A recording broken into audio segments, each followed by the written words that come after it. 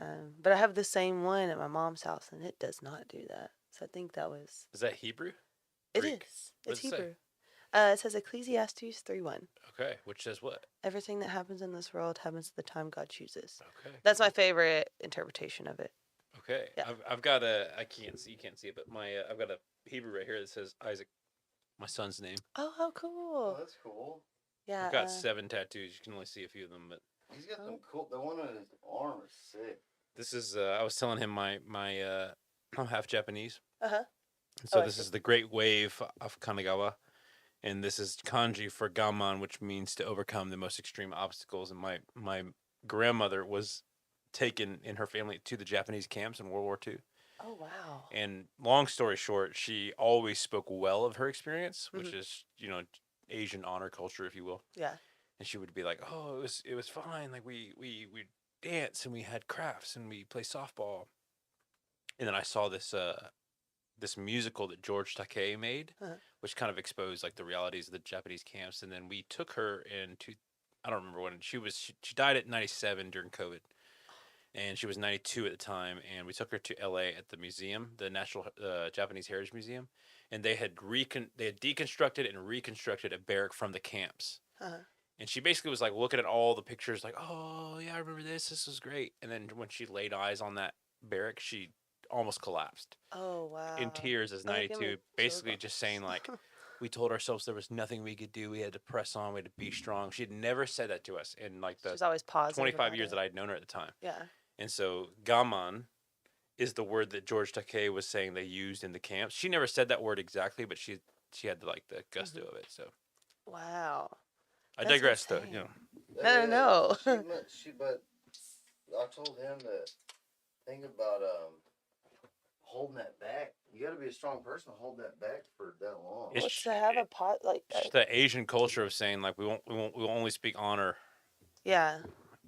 Honor culture is a real thing in the Asian culture. It's not a bad personality trait to have. Honestly. No. I think us in America could use a little bit more of it. Check. I like- 1 2 1 2 1 2 1 2 1 2 1 2.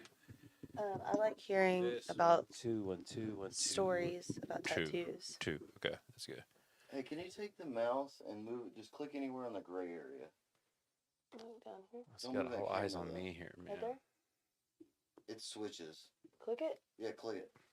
Okay. All right, I just need to make sure. I'm sorry. Just need to make sure it keeps recording. No, all of my tattoos, like I thought about, and they have meaning. So that's why I like hearing about other people's. That's good. I mean, mine are the same way. I don't have a single one that doesn't have like very deep meaning to Yeah. it. And Same. Well, I feel like a loser because all of mine are just No, Haphazard. one of mine is serious, but one of them. It's his Yeah. middle name. That's your serious one? Pearl. My one for Chris. Oh yeah, I is forgot about serious. that one. Okay. Sorry. Ooh, don't slurp. I do. That's how Don't I do that, program. that's That's the nasty. sound I use to sync the podcast. So good. Instead of a clap, you have a slurp. Yeah. Or just the popping and opening. But yeah, I am me. Yep. Yeah. I You understand. know what I mean? I don't know. Can you give me some more me? You Just a meat. are Just you me? you? Yeah, me. Get it. That was pretty deep. There you go. Give me that's more better. me. Give me more me. Is that good? Yeah. Oh wow. See, I I have a wanted to tendency with audio to fix volume with gain. That is No. nope. It's like a bad habit I have. I know it's no. Yeah, because now I just hear. Well, if you set the gain right at the beginning, then you won't have to deal with that. Well, I mean, I could. There is some noise. I need to get a power conditioner. I did not hear any of that until you turned me up. So. Morgan will often do the same thing. Well, hold on. Just turn the gain up. If she heard this right now, she'd be so pissed though. No.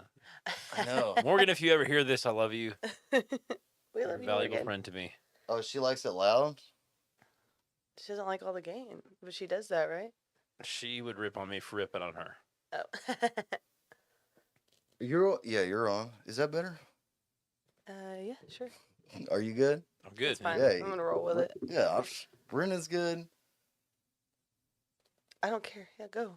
If Brent, I'm just hold on. The party lights. No, we don't need them.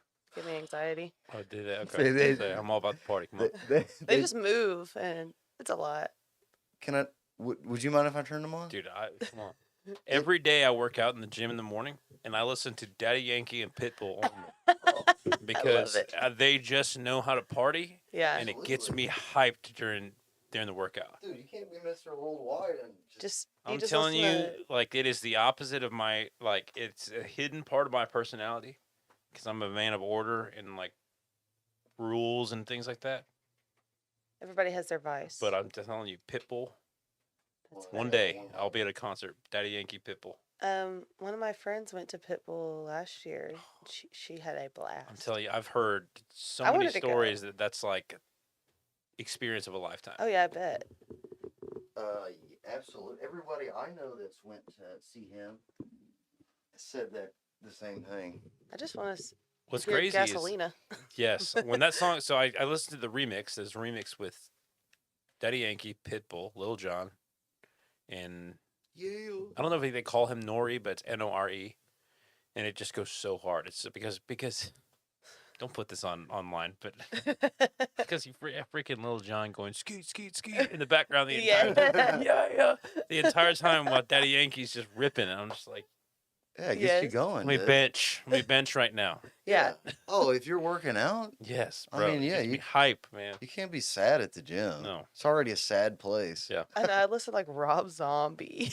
And I Hey, deadlift. Brendan, because I know that you're qualified.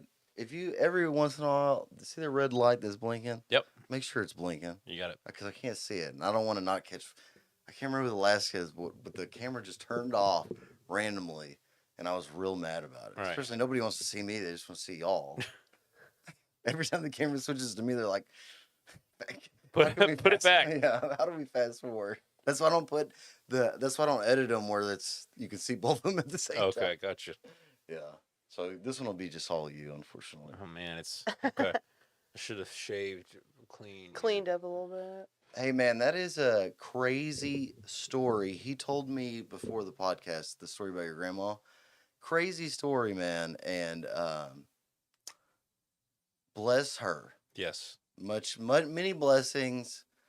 And I told you this before, but just to say it on the podcast that that was not right, and I, as an American, do not feel good about that. I really don't.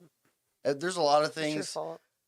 No, it ain't my fault. Don't put that demon on me. It Just ain't my kidding. fault. No. You're apologizing. They like would it have. is. Dude, the FBI would have scooped me up for being a hippie first Yeah. 5 minutes, no doubt. But it's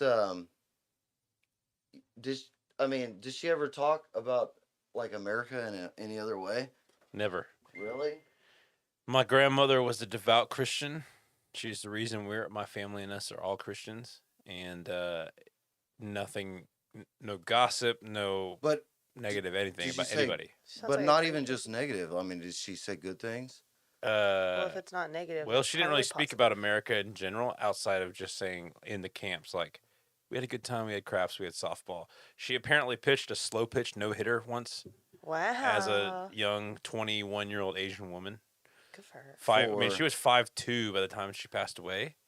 So I don't So know you what it means to pitch a slow pitch no hitter. I mean, but she did As- apparently. A slow pitch. It's just like a woman's like. Were the hitters elderly women? No, I mean That's they just were so all what? all men and women, and she somehow struck Like out. she was on the team, or like this was They just just had makeshift teams. Shayla, Japanese makeshift teams. You know, Japanese baseball and softball is a big deal. And, huge. yeah, Oh, so it was like the community team. but it started in the camps. Yes. Hey, we need someone. Yep. You gotta have something to do. She said did crafts. and Absolutely, softball. no doubt. Dances, crafts, softball. Yeah, my grandma draws. Gotta. Must have been She was awesome to know her. Yeah, that's a very rare perspective. Yep. There's probably not a lot of people that were in the camps like around anymore. No, it's and like you're saying, it really is like you don't hear about it a lot. You don't hear about it a lot. You don't hear about the experience a lot, and I wouldn't either if it weren't for her. Yeah. I mean, well, it was 1920 or 1940, 41. Mm-hmm. So you're thinking those people are in their 80s. Yeah, at least. If they were born in 41, they're in their 80s. Hmm. But if they were And they- in the camps, they're when they you could know, remember. 90 to 100 at this point. So you're Wow. talking about a generation dying out. At this point. No doubt. Yeah. That is that's a crazy part of history, man, that is definitely overlooked. Yep. And I said it to you, they did not put German Americans in camps. Nope. I already told you this, but I'm Yep. just saying, like, just if you have any thoughts that I consider, and I know that there are still Caucasian people that do have rude thoughts about, or not even just, I don't even, I think I hear a lot of marginalization of it. Oh, well, that's just, shouldn't have done that. That's what I hear the most regarding from people that are ill-informed or just flat racist is, oh, you shouldn't have done that. And Yeah. it's like, have a little consideration. And it's good. And that's, I guess, you being firsthand connected with somebody who's there is so valuable. Because it's like, it's easy to, in a book, wipe it away. Yeah. But when you know, especially your grandma, it's just, I'm glad that I wanted to reshare this. It's cool that you can, these are cool stories, man. Yeah. That's I don't want to bring up any, like, No. I'm sorry if I'm getting too much into it. Not at all. I think it's important though. Like, you think about whether it's the Japanese in the camps in World War II or the civil rights movements. I mean, there's so many hot button topics in culture today. But the truth is, the objective truth is that 1940 and 1965 and things like that with the civil rights movements, it wasn't that long ago, Yeah. right? There's no agenda here. We're not making political statements or anything like that. But there is an objective truth to those things were still in lifetimes of people alive today. So whether it's you can't just Absolutely. wash over them. You know, Yeah. you have to acknowledge that they happened. No, It's still very recent. you know, there, a long time ago to me is like the pyramids. You know what I mean? That is a long time ago. Yes. Yeah. But for like 45 years ago, that's not that long, or 100 years ago, 1945, 40. It's crazy. That's when I think about that because I do remember. I'm kind of a World War II geek. It used to be a lot more, but as a young person, learning that, and then I learned it, of course, the way that most American kids are propagandized into learning, in that it's a paragraph in the book.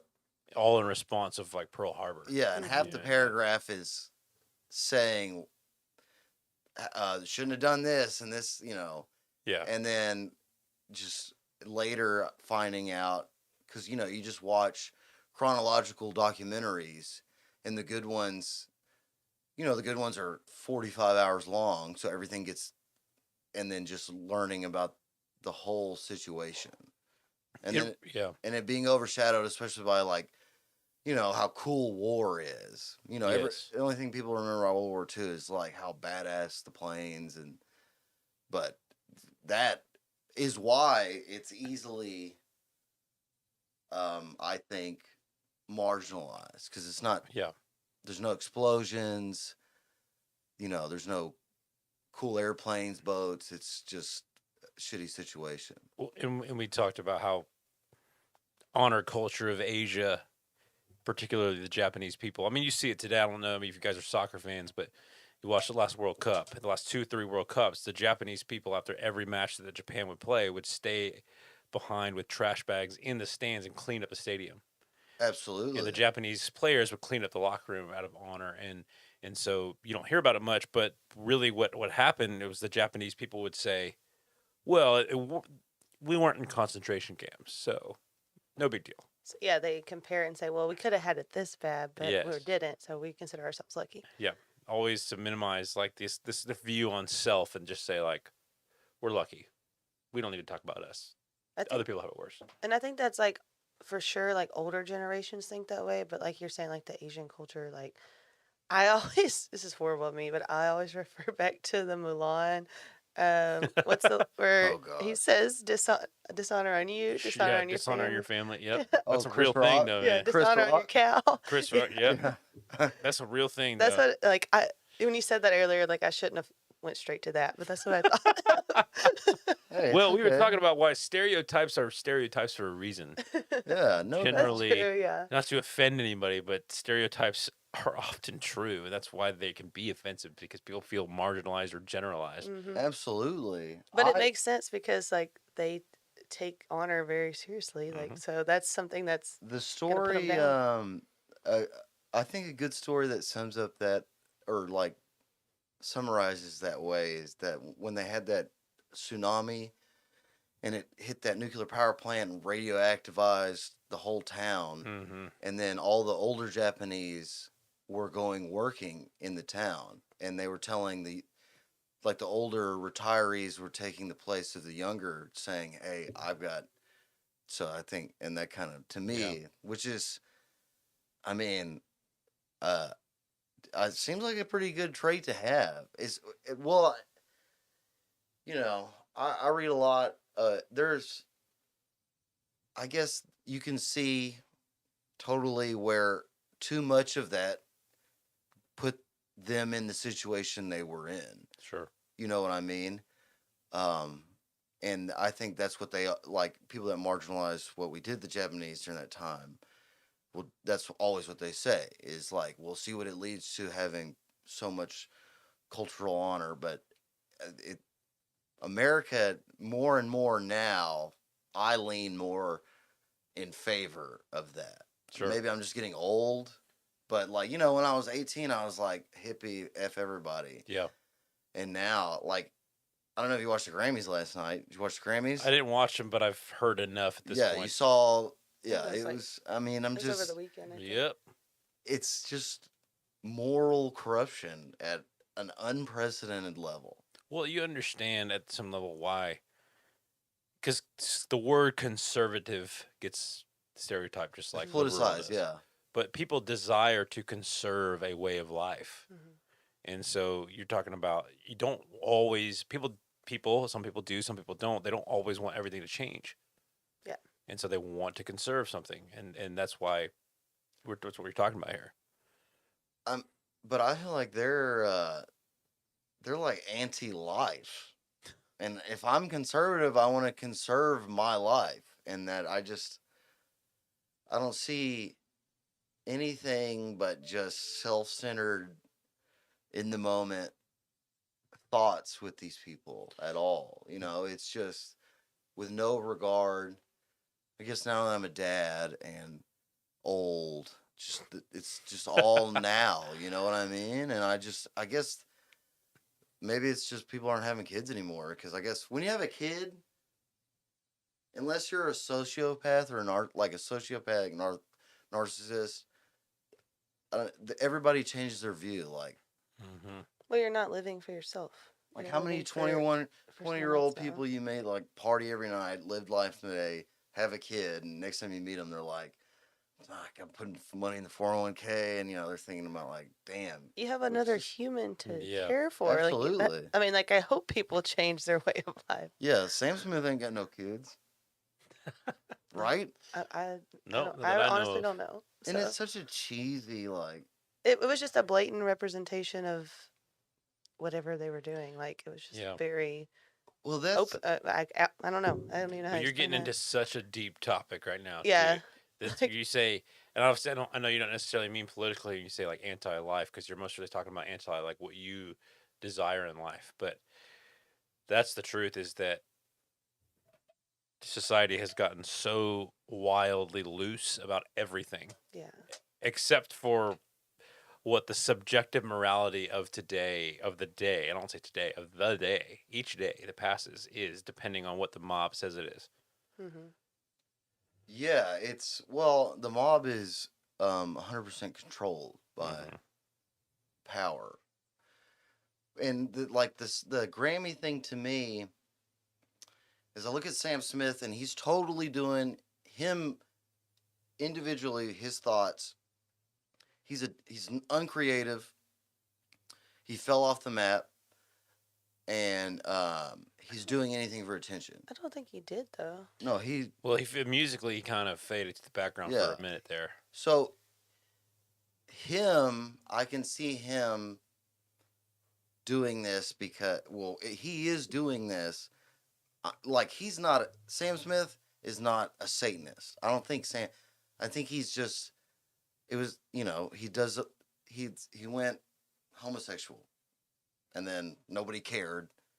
And I'm kind of copying this. Everybody's saying that. And then he went transition. Nobody cared because nobody does care.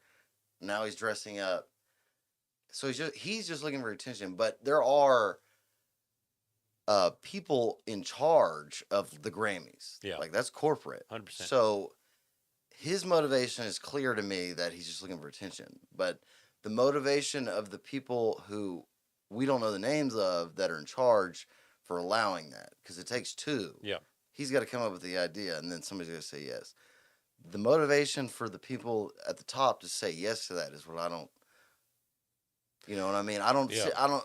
Where are they at? I can see where Sam He's Smith. feeding the mass. He said, because he said in an interview too, because they had the music video previously that was released recently, and then they had the performance. Mhm. And the music video is just I haven't seen Is that. it similar to the? I haven't seen yeah, it. yeah. It's Okay. it's I've just very seen similar, clips.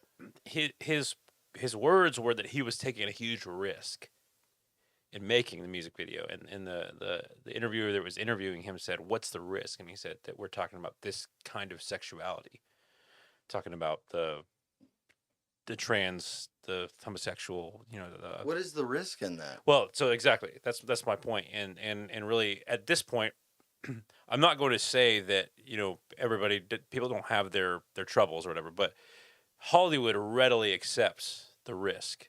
Readily accepts the narrative of we need to share homosexuality, transition or trans, queer, everything, LGBTQ plus. So the risk doesn't really exist in the realms of Hollywood. Yeah. If you were to say like, okay, I want to go to Huffman, Texas, Yeah, there you there's a go. risk there Yeah. because the political narrative is not the same as Hollywood, LA. I agree with you. I don't think there was a risk in where and to whom he released that to. Mm-hmm. I think everybody's in the minority of just letting people do what they want. I think the problem is that they're just feeding it down. Yep. Because I don't really meet anybody, and I meet a lot of people. I don't really meet people that are homophobic or transphobic. I mean, I'm not, and like, I don't think I could ever. I've never met somebody I have. that's. Well, I think it comes I down have to back what that in the definition day. is too. What does it mean to does homophobia and transphobia mean disagreement or hate Correct. or fear? Like what are we actually talking about there? Because a phobia is Yeah, typally a fear. Yes. Like, I are you have afraid seen that, yeah. of a gay fear, person? yeah. But I would Yeah. say that normal Hollywood culture has taken that definition of phobia and mean just they refer to it as hate. Yeah. But for someone who says I don't agree that homosexuality is the way that the world should operate, is that hateful to say that? They would say yes. Oh, The Hollywood agenda would say yes. I would say that that's not true. You can disagree with someone and not hate their way of life. You don't have to live their life. I see. Like they want you to be all about it. Mhm. Well, then that's what I'm saying. Like, I guess the libertarian view is that's how I take it. Like, I don't Yes. really care, and I do see it's the same with like, I guess color based racism. Like, people that just they say they're not racist, but when a black person walks in the room, they get scared. That totally exists, and I have a bias because I don't care. I care so little that it's hard for me. Yeah. It just seems low IQ. Doesn't to care me. enough Yeah, I don't give a. about yeah. anything. The only thing I care about is what comes out of your stupid mouth. Ryan just said, "Wait, Sam Smith is gay." Oh, Somebody responded that. Yeah, he said, "Wait, Sam Smith is Is gay." this live? yeah, this is live. Okay, hello. That's why I people. keep looking at my Did not phone. know this is Sorry. live. Okay, No, it's okay. Yeah, no, we're It's good. just on Facebook. I got banned off TikTok. They would have banned us instantly for Did talking you about really? any of this. Yeah. All right, come on. Hello to everybody watching. That's funny. It's sweet. Sam He Smith. said, "Wait." The Sam answer Smith is gay?" yes. Yes, he is. I just No, started he's laughing. transitioned now. He's I don't- I don't follow. Well, his him that whole music video was men When did this come out?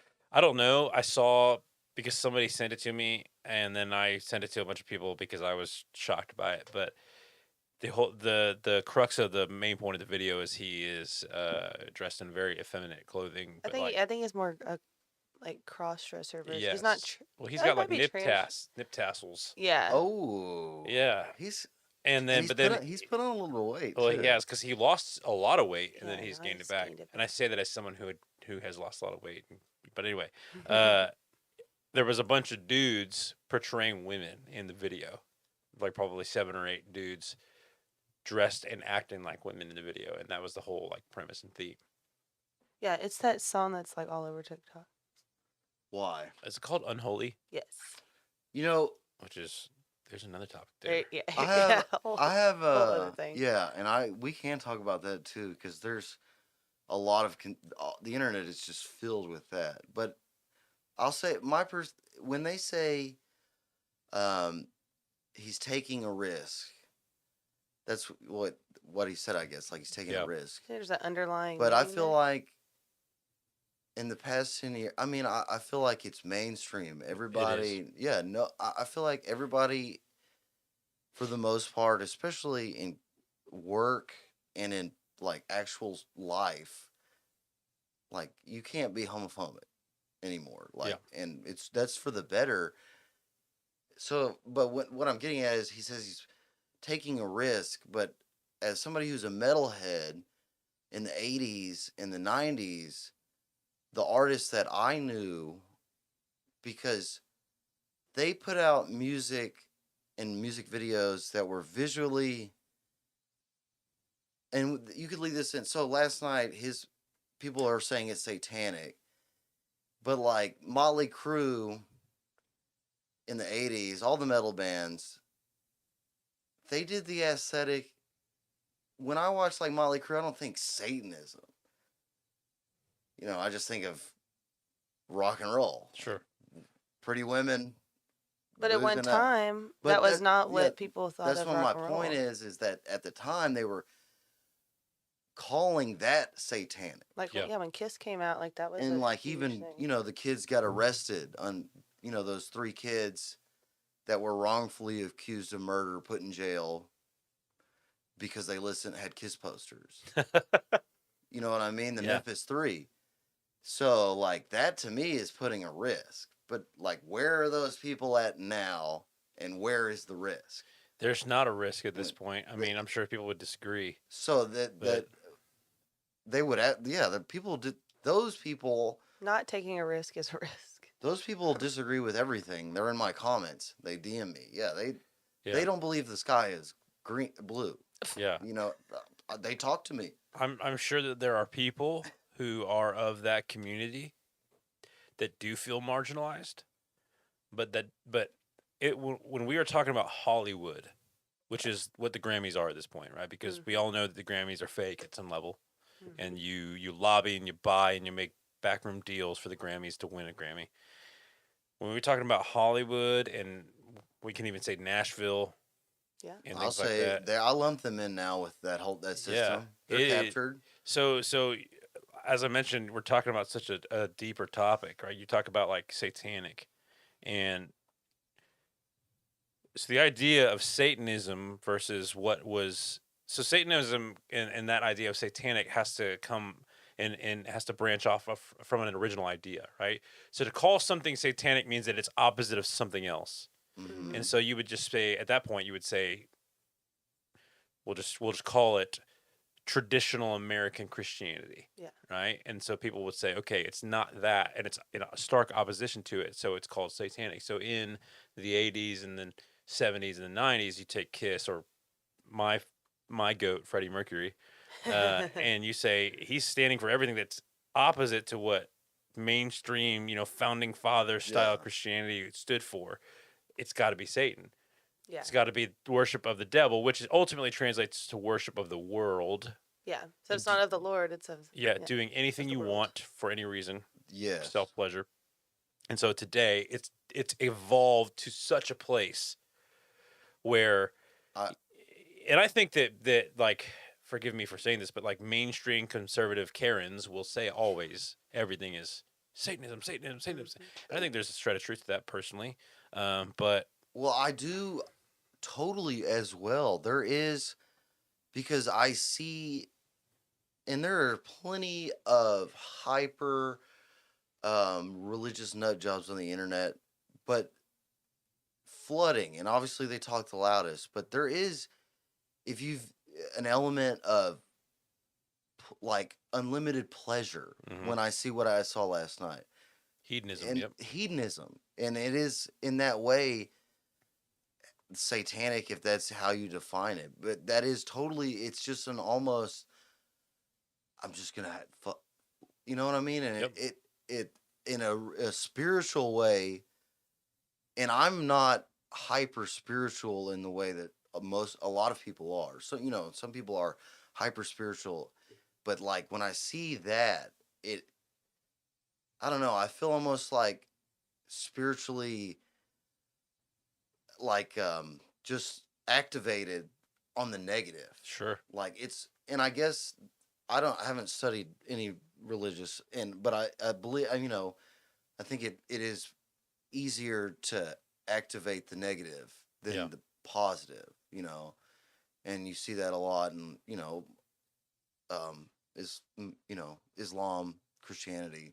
There's a lot of stories of, people suffering through difficulty and then finding the Lord at moments of difficulty, and that being the beautiful moment. Yeah. So Well- it's just weird that the negative can make me realize that. When I see Yes. that, I'm like, because I don't talk to the Lord, any Lord, I don't, in that way. Yeah. But I have a spiritual negative reaction to seeing that.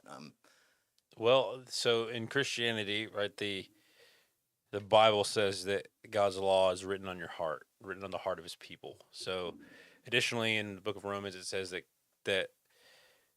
the attributes, the divine attributes of God were made clear to man, so that through nature, so he's without excuse of understanding that God is real. Mhm. And so in my opinion, what you're talking about is this idea of you haven't you're talking about you haven't studied, you haven't really thought of it much, but Yeah, it's it's no. written on your heart that like there's a point, even for someone who, let's just say someone who doesn't care that much about following rules or whatever, comes a point where they know, okay, this is encroaching on territory and my soul is too far, and I can't really define it, but I just know it.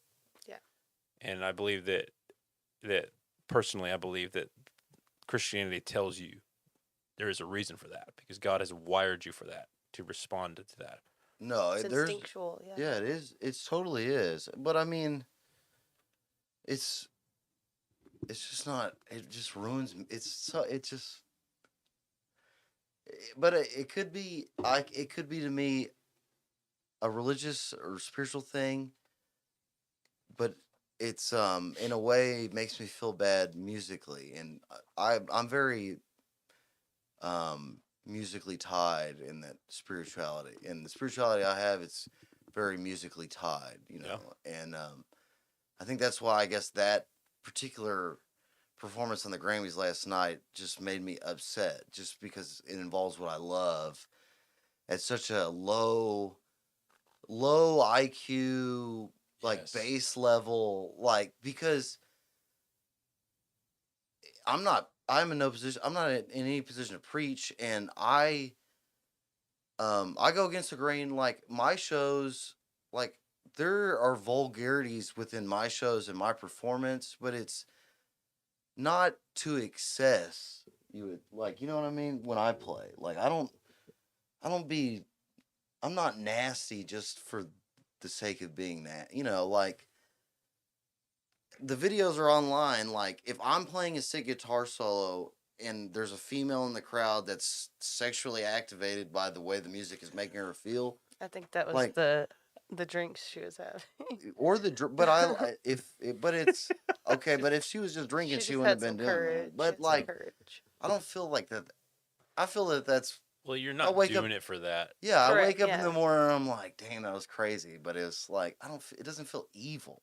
No, well, It yeah. just feels it feels dirty and fun, and the next morning, maybe this week we'll go back. We will do some good things for the next 5 days, Sure. but it doesn't feel like propagandized evil. you Yeah, know? and I think that's the word. That's the phrase that you're talking about. It's a purpose that is pushed your way It- on purpose. I only said really what I just said to prevent people from later on saying that I'm like preaching, like because Yeah. they're gonna go back to my videos and Who cares what? Well, they'll probably be when- like, that Asian dude Well, was the- preaching too much.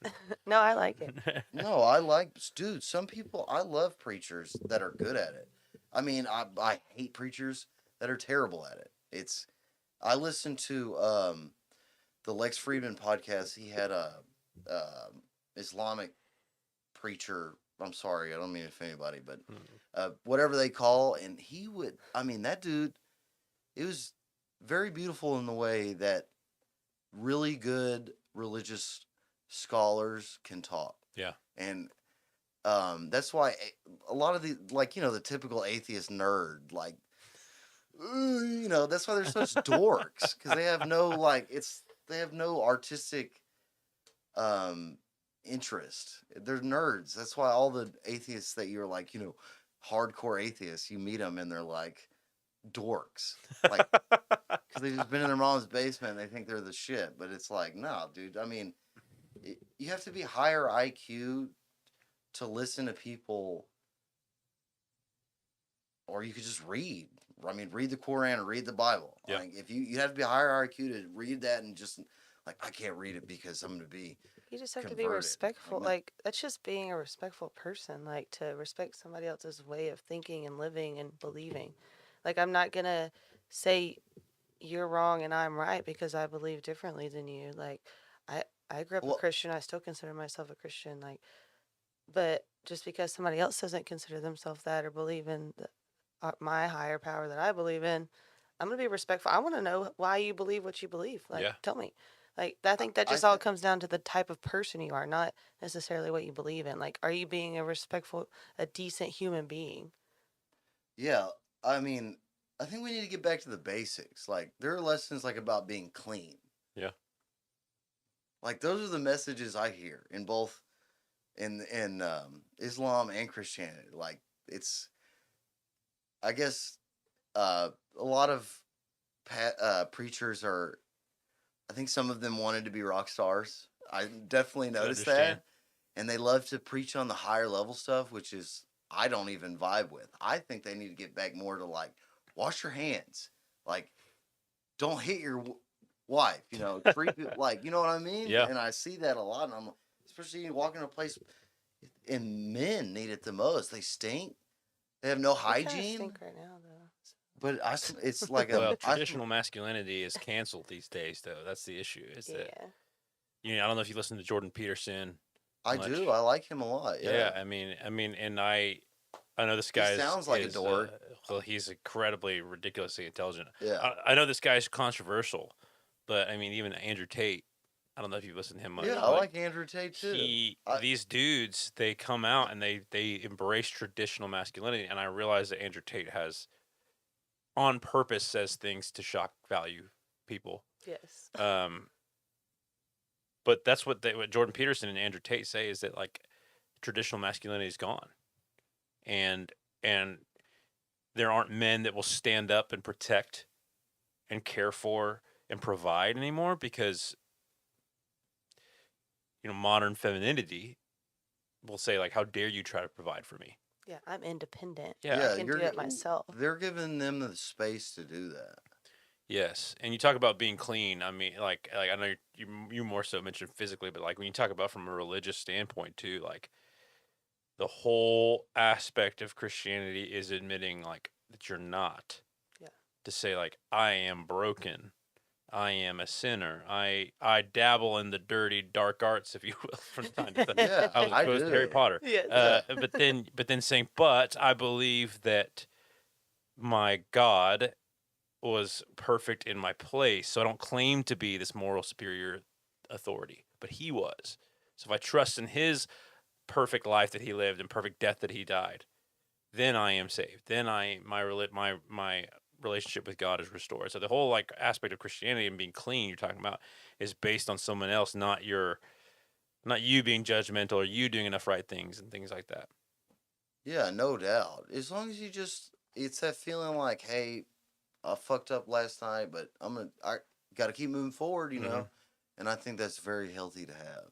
But it's just the basic. Like, I think we just got to get back to basics. But it's not like I think Some- earlier you were kind of saying like tit for tat, like oh well this happened, so let me do 3 good things to erase that one bad thing, like kind of like karma. I do believe in that, though. Like put good in, you're gonna get good out. Like I think that way too. But like it's just knowing like okay, that's not what I should have done.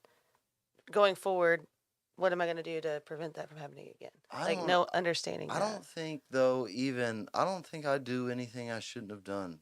I mean, I really don't. And because I do get comments from pretty hardcore Christians. Not a lot, but I get them every once in a while. I've been called a murderer because I played at a bar, and they'll say, "Fuck you for playing at this bar. Somebody's gonna leave there and kill my son."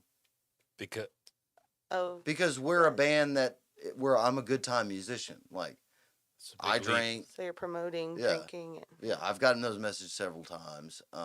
We got when we played when we did the fundraiser at the brewery, we got a few people messaging the church saying like, "How dare you?" They do do something at a brewery as a church. They do it, but they weren't there. They weren't there. They didn't feel the energy. So it's like I don't. That's why I think it's good to get back to basics. Like they're just taking the new.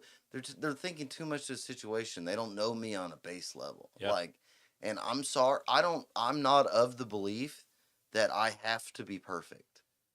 Yeah, no one is. As you should not be. And I'm actually more of the belief that historically, I mean, if you go back to the time when Jesus was alive, regardless of the religious, he was a real person that lived. And up until a couple hundred years ago, everyone drank all the time because there were no clean ways to store water. So if you're coming at me, and it's always for alcohol, like you're leaving. I'm like, you need to read a history book, and I promise you, Jesus did not look down on people that were drinking or drunk. He looked down on the people on the acts they did while drunk, or the lack of things they were able to do because they drank. But it's always based on. Have you seen Mean Girls? Yeah, a little bit. Right. Yeah. So there's the line in Mean Girls that says, "If you have sex, you will get pregnant and die." Yeah.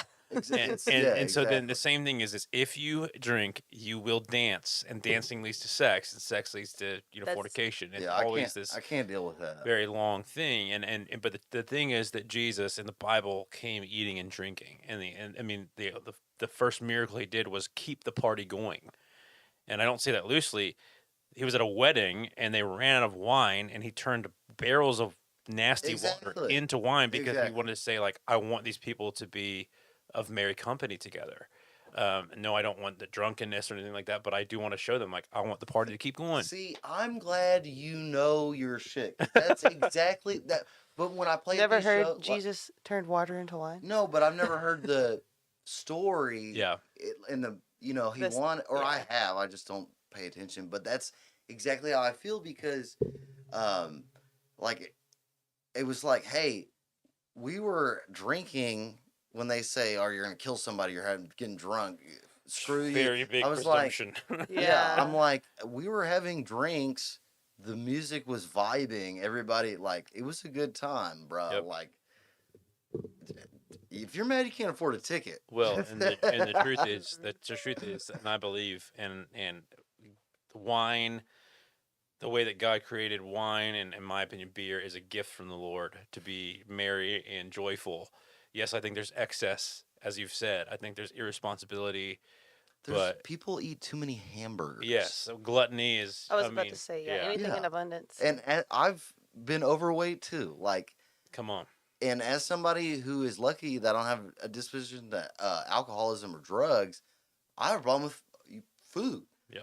And they don't like, dude. And it's just don't stop judging people. That's what y'all live on the internet.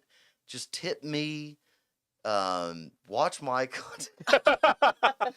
Yeah, send me. Wow. tips. Just send me money. Yeah. Stop bothering me. Just Yeah. pay Yeah, me, but please. pay me, Yeah, please. no, watch some Some like, televangelism going on it here. doesn't. Not everything has got to be so big of a deal. Okay, so I have to say this because I have felt this way for a long time. It's funny. I feel like, and I don't know both of you, but I've gotten to know you more. But one of the reasons I wanted to be on this podcast was because I feel like you and I are so opposite in so many ways, in a good way. Just In like, a great way. and I'm just like, there's something that I hate to use this word because it's extreme. There's something intoxicating about your personality that I don't experience in my own life. I'm just like, I gotta know more about Thank this you. dude because he is everything that I would not do and that I am not. So I just want to spend some time with this guy. Thank you, man. That's funny. The pants, I mean the Earl Shreds pants that you're wearing, Yeah, I'm like, with the Hawaiian that's shirt on not- yeah. top. I'm like, that's not Thank happening with me. you. I've That's- told my friends, I'm like, Dalton, I don't know what it is about him, but I can't stay away from him. Hey, that's good. That's good marketing. Yeah. Hey, that's why we have had such a good conversation now, man. And I don't. That's people that would be like me. I think they wouldn't want to have these conversations. Really? I love to have. This is my goal in having this podcast was to have deep, controversial conversations. Yeah. And I don't believe that's what when people want to self censor or they're afraid to say things. To me, it's almost you're giving hints of issues with yourself. Not always, but it's just I can speak on controversial issues because I feel like I know I'm in the right. Like, Yeah.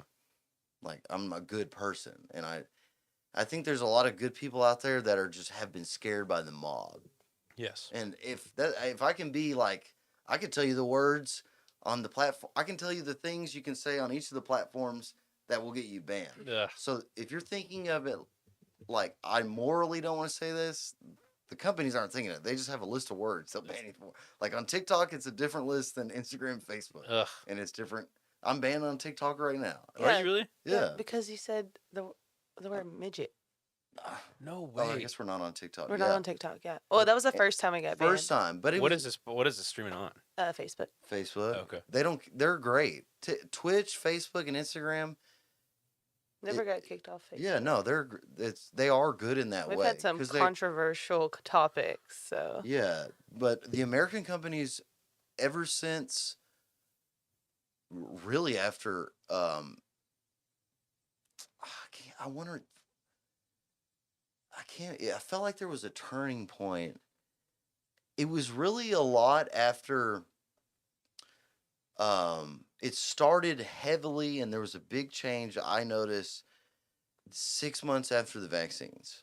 And I'm not going to speak to why, but we can. We should talk about that But- because that plays a big role in my life. But I I'm think down to talk about it. because somebody that was active in the internet during the whole big thing, that was you were instant banned. or you had that little then- disclaimer. So I still when do. they released, oh yeah, if you just said COVID, boom. Yep. If you said- Misinformation. yeah, instantly. Or Trump or But- Biden or election. So like- when did the vaccines released? Beginning of 2021, Mm-hmm. and it was still, and then about 6 months, when some people say people realize they didn't work. I'm not saying that. I'm just saying it was like because as somebody who's not vaccinated and COVID came to me, I was very weird in my experience in that like I kept playing shows. I got COVID like 3 times. But it's seasonal in that first time I got it was in the summer and got it in the winter.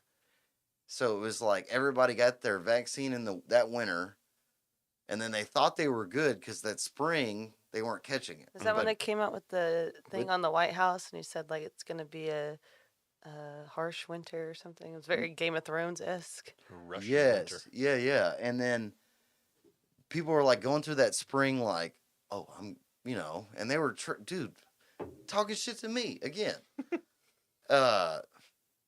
I still Bro, can't I went to really the tell, office. so. I didn't go to my office for a year and a half. It's a long And time. no, I went before then, but I didn't go a lot. But I went and I saw this lady who worked there. Hadn't seen her a year and a half. In the middle of 2021. Worked with her for years.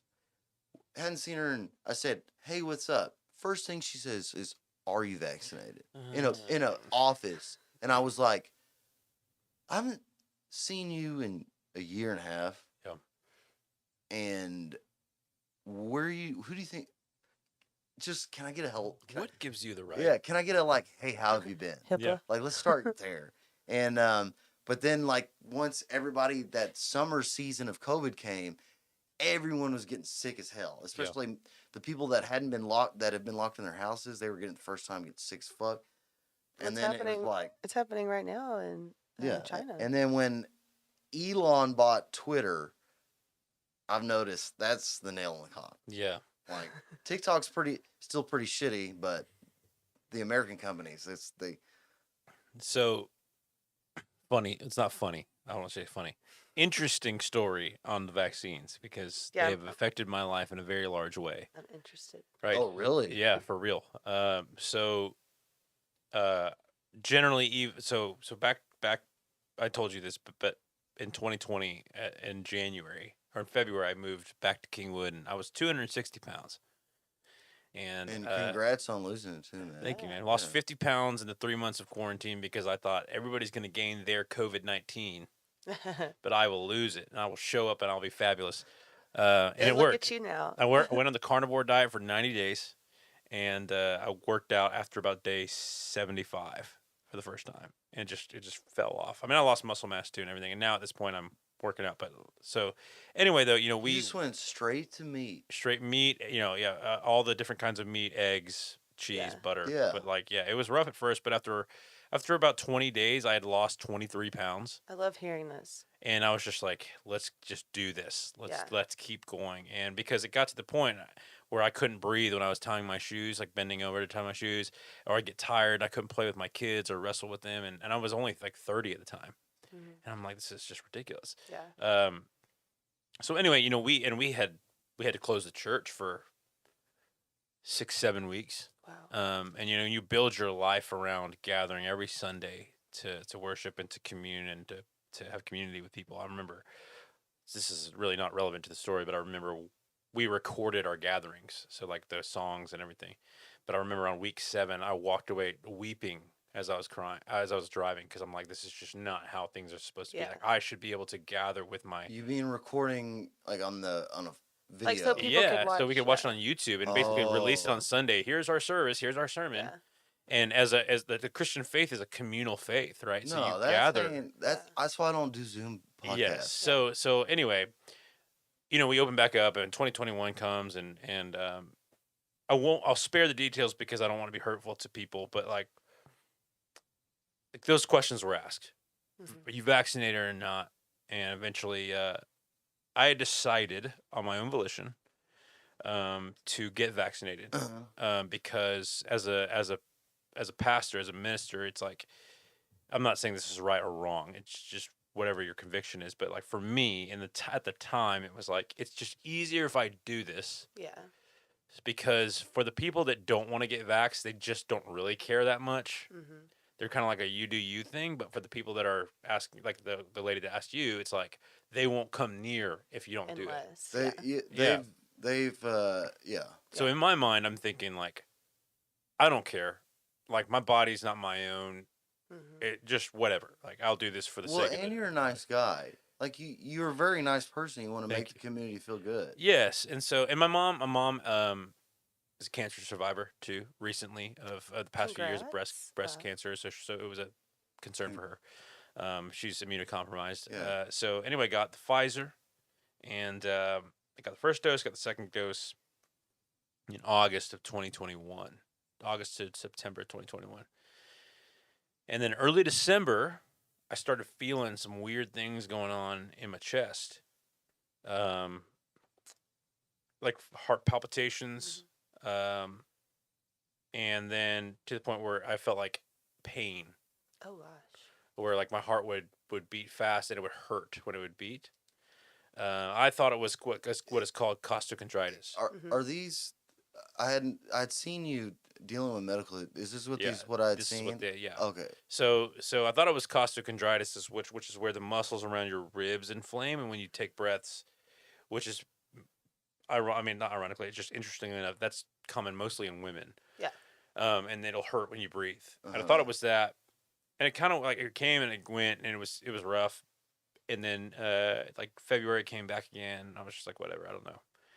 Well, April it came back and it It's was like a chest pain. yeah. So it basically chest pain, but it's for my thing. It was chest pain, and then it would spread to the shoulders. It would be throbbing, Oh. debilitating pain. Oh wow. Really? Yeah. So it got to the point where in April 2022, when I get sick, I'm a weenie first of all in general. So a lot of men are. I was about to say most men Yeah. are. So when I Yeah, get sick, I go up to my son's room and I send my son down to my bed, and I'm like, I'm gonna sleep in your bed because I'm just gonna be moaning and groaning all night long. I don't want to wake up my wife. My dad used to do that too. Yeah. Switch beds. But there came a point where I called my wife on the phone from upstairs, Mhm. and I said, like, we call each other Boo. So I was like, Boo, you got to come up here because I'm just like I can't function.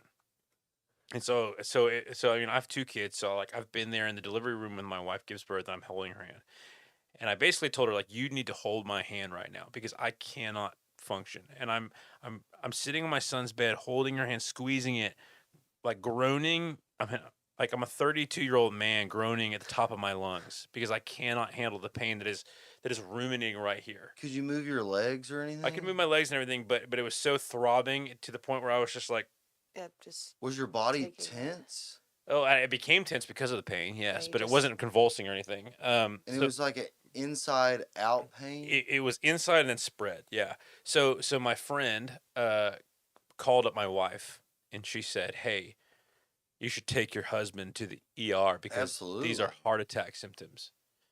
So we went to the Memorial Hermann in Town Center, and they basically said you have what is called pericarditis, which is where the pericardium, which is what the heart resides in the heart sac, fills up with water Mhm. or fluid, excuse me, fluid, yeah. based on a result of the inflammation and the rubbing together of the tissue. Mhm. So they gave me medicine, and they kind of said like, "Oh, well, you should follow up with a cardiologist," but we're uninsured because insurance is a sham. So we're like, okay, whatever. They gave me some medicine. I thought, oh, you just have it. It's going to go away when you take this medicine. So I take the medicine, kind of trail off like most people do. And then 6 weeks later, every 6 to 12 weeks at that point, it comes back. And I'm just like, what is going on? But whatever. I'm just kind of ignoring it. But it's still the same debilitating pain. Comes back. Well, September 11th hits of 2022. Or September 10th. And I had a show with my band, the Honky Tonk Revivalists. We're playing at the Huffman Axe at the time. And in 5 years, I've never missed a show. Because truthfully, the band doesn't go without me. Yeah. We all like the 3 of us partners that own the business have roles. I am the day of coordinator. I'm the band leader. I do all the music. I instruct the band. Yeah. So the best dress. So with the acoustic, like acoustic leads our band, and if I'm not there, generally we don't play, or we hadn't played to this point. But I remember I went out feeling like doo-doo to my son's soccer game. I'm the coach of my son's soccer team, and I'm just roughing it. And by the end of it, I'm just like, oh, this was a bad decision. Like I've got this pain back. I'm feeling like feverish. It's just bad. Well, I'm in my zero gravity bed. I'm sitting up, and texting Micah and Morgan. I'm just like, I don't know if I'm gonna be able to do this, and like I just need you to know I would never say this if it wasn't real. Like I would tough this out any day. So they're roughing through it, and they're like, what are we gonna do? And then the room starts spinning. Oh no. And I'm just like, I yelled at my wife, Boo, like, come here. Pre-stroke. Yeah, comes to the room. I said, you have to take me to the emergency room, to the hospital. Well, she says, we're going to the hospital. We ain't going back to Memorial Hermann because they didn't do anything. So we take my kids to my parents. And this is the part of, like, health that people don't realize. Like, my son is in the backseat almost in tears because he's never seen Dad go to the hospital before. Yeah. Absolutely. That's scary. And he's 6 at the time. He's just like doing this, and I'm like, buddy, what's wrong? I'm like, buddy, what's wrong? Yeah. And he's like, is Dad gonna be okay? And I'm Yeah, like, he's yes, scared. yes, I'm gonna be okay. Yeah. I don't know, but I'm assuming I'm gonna be okay. Yeah. Well, we go to the hospital. The trigger word is chest pains. So they're like, oh, let's get him back there, EKG, everything. They give me an echo, and they say, you have 500 cc of fluid in your pericardium right now, which is 2.17 cups. That's a lot. So you imagine a measuring cup that's 2 of those and more in my pericardium. It's pushing on my This heart. area right here. Right here. It's pushing on my heart. It's pushing on my lungs. Shortness of breath, pain. The only thing they can give me to mask the pain is morphine, which they're very hesitant to do because of the opioid epidemic. Correct. But I'm telling them, like, my pain is 15 out of 10 right now. I cannot function. So basically, on 9/11, they tell me, you got to have emergency surgery, but we can't get you in right now. So I have to wait 2 days. Oh no. I have a scar. I mean, it's this long right now, and then I have a slit right here. It's closed, obviously. But I have this and this where they cut me open and they drained the fluid. Dang. And then they put the drain in the slit, and it was hanging out of me for 5 days afterwards. Oh. Drained all the fluid, Good drain, too. and I put that drain in my pocket.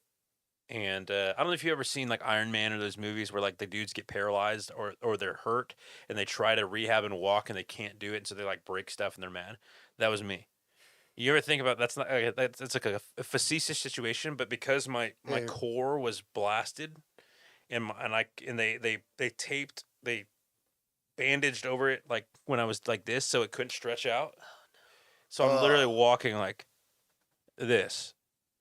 And I like it was a monumental day when I walked 50 yards in the hospital Yeah. that next day. So for a week I'm in the hospital with I my had kids. no idea, Bro, man. it doesn't get worse, but it gets more. So I get out of the hospital after 5 days of spending in there. I mean just imagine like, your daughter lives with you and you have to say like 5 days you got to go with my parents because Dad's sick. Out of nowhere. Out of nowhere. Yeah. Yeah, that's shitty. No, that's what no parent wants. Yeah, and so then I get home, but I can't I have to get into my bed, sit down, brace myself, move my feet, and then let my weight fall because I can't just get in because the core doesn't work. Yeah. When I get into the car, I have to put the feet in first because if I just try to get in like this, I get stuck. And I'm like, Anyway, long story short, I get a medicine for anti-inflammatory. We think, hey, it's gone. 6 weeks later, I'm back in the hospital. Same thing. Yeah, I remember that. Yep. And I'm just like, I'm devastated. Yeah, No I didn't realize surgery. how bad it was. Yeah, no surgery. But every time you have chest pains, you got to go to the hospital, right? Because they don't know. And like you said, that's Well, the trigger word. Like I used to yes. work at the ER. And you so- got to be close to them or you're gonna die. Yes. And so Time is a big deal. so they tell me, okay, here's your morphine. I spent 3 days in the hospital, which means kids got to go together with my parents. Yeah. I'm off of work, can't lead worship on Sundays. Got to prepare that. And then they say, okay, well, you know what? Because this didn't work, we're gonna give you colchicine or not prednisone, Oh yeah. steroids, 50 days. Those 50 days after the first 14 days were great. After I got used to the increased heart rate and the lack of sleep, I was working out. It was great. So I got off prednisone. 3 days later, boom, back in the hospital. Because prednisone and steroids lower your immune system. So it was basically like, build that wall. Once the wall of steroids left, pericarditis went. But you Right, can't right, yeah. just stay on. You can't. cannot stay on steroids. You can't. No. Yeah. So 50 days was a long time to be Yeah. on it, to be honest. So the moment that came back, and then boom, I'm back in. So that was miserable. So I've been in the hospital technically 4 times at this point. My kids shipped off. When every was time. the most recent one? December 5th. Oh wow. Yeah. But this is the good news, right? So once and we're seeing all these people, and they're finally starting to say, okay, it has something to do with COVID. Because at Mhm. first mom was the word on COVID, and it was like, You could tell when you'd go in the hospital. It was yes. like, Well, the first time they wouldn't say anything. I would say something about it, and they would be like, no. Second time, you had a few doctors like, they okay. wouldn't even explain. They wouldn't say anything. Second time, it was like, okay, effects of long COVID. Yeah. Maybe you got COVID, because I did get Omicron, which we call Omarion, but Omicron. Yeah. And then but by the third time they were like, okay, we think this is COVID related. Like they were very explicitly saying COVID, COVID, COVID. The disease or the vaccine? Well, the disease, but it's the vaccine. That's the thing. It's like the timeline adds up to the vaccine, and so the long story short, very very long story short, is that they finally moved me to a rheumatologist to deal with inflammation because that's what the pericardium was doing. It was inflaming. Sorry. Yeah. Speaking of. So I had multiple $1,000s of blood work done Yeah. to tell me nothing, but the rheumatologist basically said I have idiopathic pericarditis, which means there's no cause that they Yeah. can identify. But I can identify one. oh, yeah, me too. That needs to be okay. I maybe not identify, but I can. I mean, me as a dumbass can. Let it finish. Well, so that's the truth, and that at the end of the day, I was generally healthy until the vaccine, and so like at the end of the day, I the rheumatologist got me medicine, and which was so I got prescribed a medicine called anakinra, which is essentially for rheumatoid arthritis, but it's $200,000 a year, and I'm uninsured. Oh. So then I went on this quest of I applied for Harris County Gold Card, I applied for the PANTH Foundation, I applied for Call Mark Cuban. well, yeah. So the good news was the Kineret makes anakinra. I applied for an assistance program. So the good news is I got approved for free medicine. That is. Oh wow. Calendar year's free medicine based on my income and everything and so I have been taking the medicine for 25 days. It's a one shot into my stomach fat every day. Really?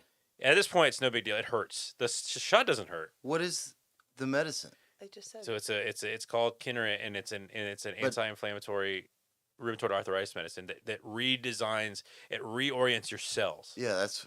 So basically, what happened with the proteins in my opinion, with the proteins in the vaccine is that they learn to attack the strain as they should, but the COVID vaccine trained my cells to say even when the COVID strain was gone, they're still in war mode. They're like, we got to attack something, so they attack my pericardium.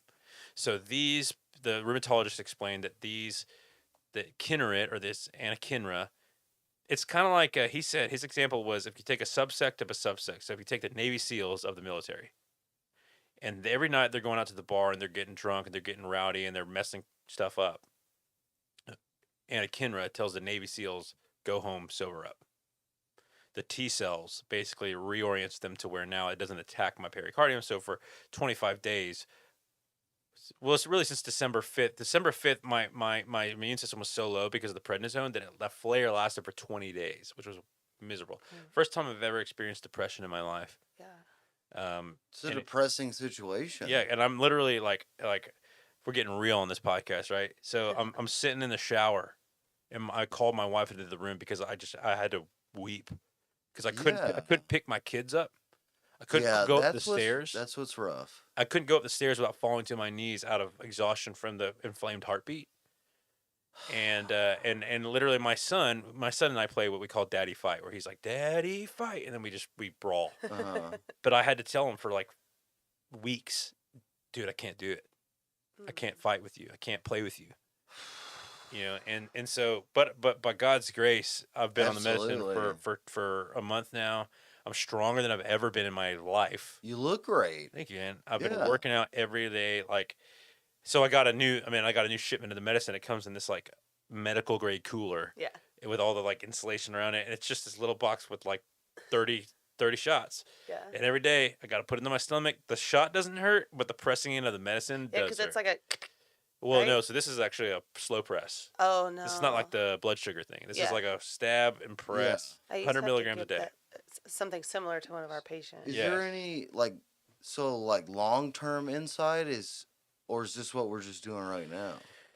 The rheumatologist says at least a year. At least logically in my mind, I've said if I have to do this for the rest of my life, as long as I get it for free, I'll do it. Yeah. Because if I don't ever have to experience what I experienced, I'm good for it. Well, if you ever need anything like that, I'll put it on blast. Whatever I could do to help you. Thanks, don't man. Please. I'll tell all my followers. Have I'll also tell them how sad it is that I have to do it if you don't mind, because it is. I'm an open book, man. Yeah, I'm no, good. I please let me know if I can put the word out if you ever needed help with that, because I would do the same, man.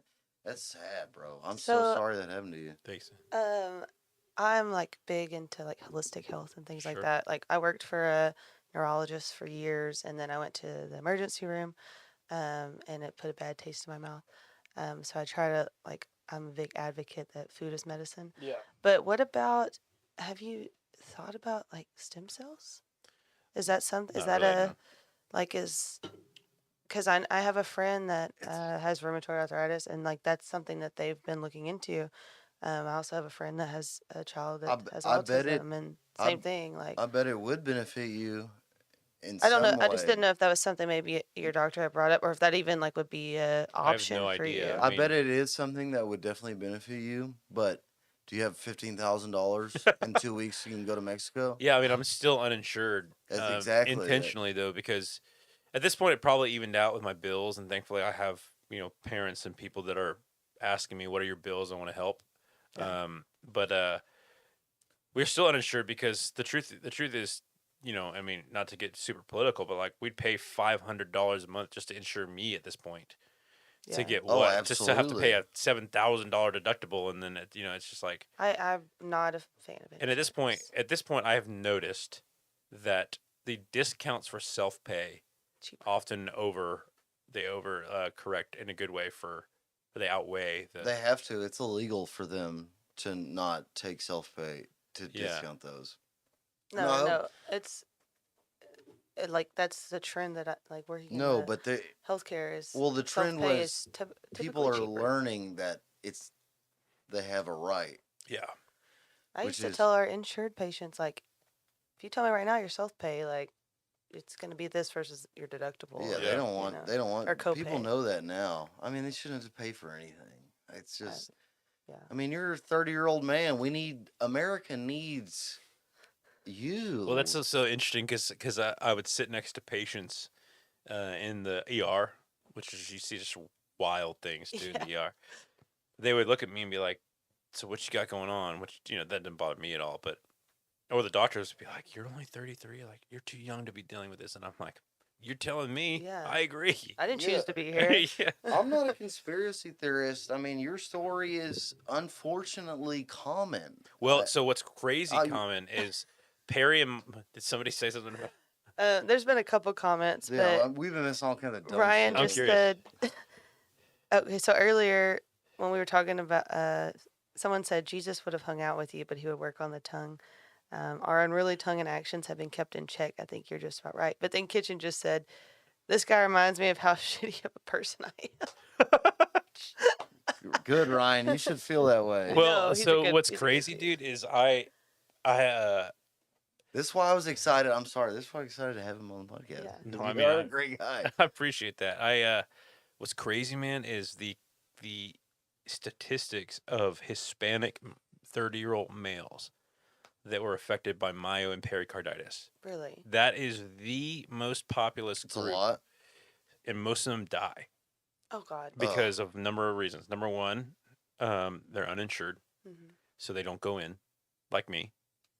Like I was just like, I'm not going to go in. I'm just going to rough this out. Yeah. But then we had a wonderful friend who said, "Hey, like, take your husband in." But they don't want to go pay. They can't afford it, so they rough it out, and they don't think it's a big deal because, like me, they're just like, "Oh, I'm sick," or whatever. I'll get through it. Or they're just preconditioned and they just die.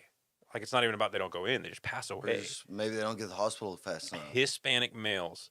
So I mean, not to be morbid in my jokes, I say I'm only half, and the Asian side of me is Prevailing. martial arts against the Yes. against the COVID. Yes. Yeah. Oh my Yes, God. dude. Just lean more It's towards not the funny, Asian. but yeah. Just Yeah, for the next you got to like- make a joke out of it. That's- You yeah. gotta be Next able to laugh 5 years, about it. lean more. Just start wearing kimonos. Oh, yeah. My grandmother was married in a kimono. Which my mother has No it in her way. living room, so That's it's so cool. on the wall on display. Really? Yep. Damn, that's. Wow. I sick, have dude. a in my office at my house. I have a picture that my grandmother got on her 70th birthday, and it is an origami, crane swan, two swans, made out of each individual origami cranes. Oh, wow. Yeah, and it's Damn. just this beautiful, beautiful Japanese art piece that they had handmade for her. And I remember my mom and my grandmother they were just like, start claiming things because one day I won't be here. And my mom's like, you should do it. You should claim. And so I was like, well, I want the swan. So they wrote Brendan on the back of the swan. When she Oh, passed good away, steal. I We got did the that with swan. my grandma too. Yeah. When she was alive. That's awesome, Yep. man. Dang. Dang, that's cool. Yeah. Yeah, I didn't really care, and then I was actually, I think I remember I was gonna get the vaccine.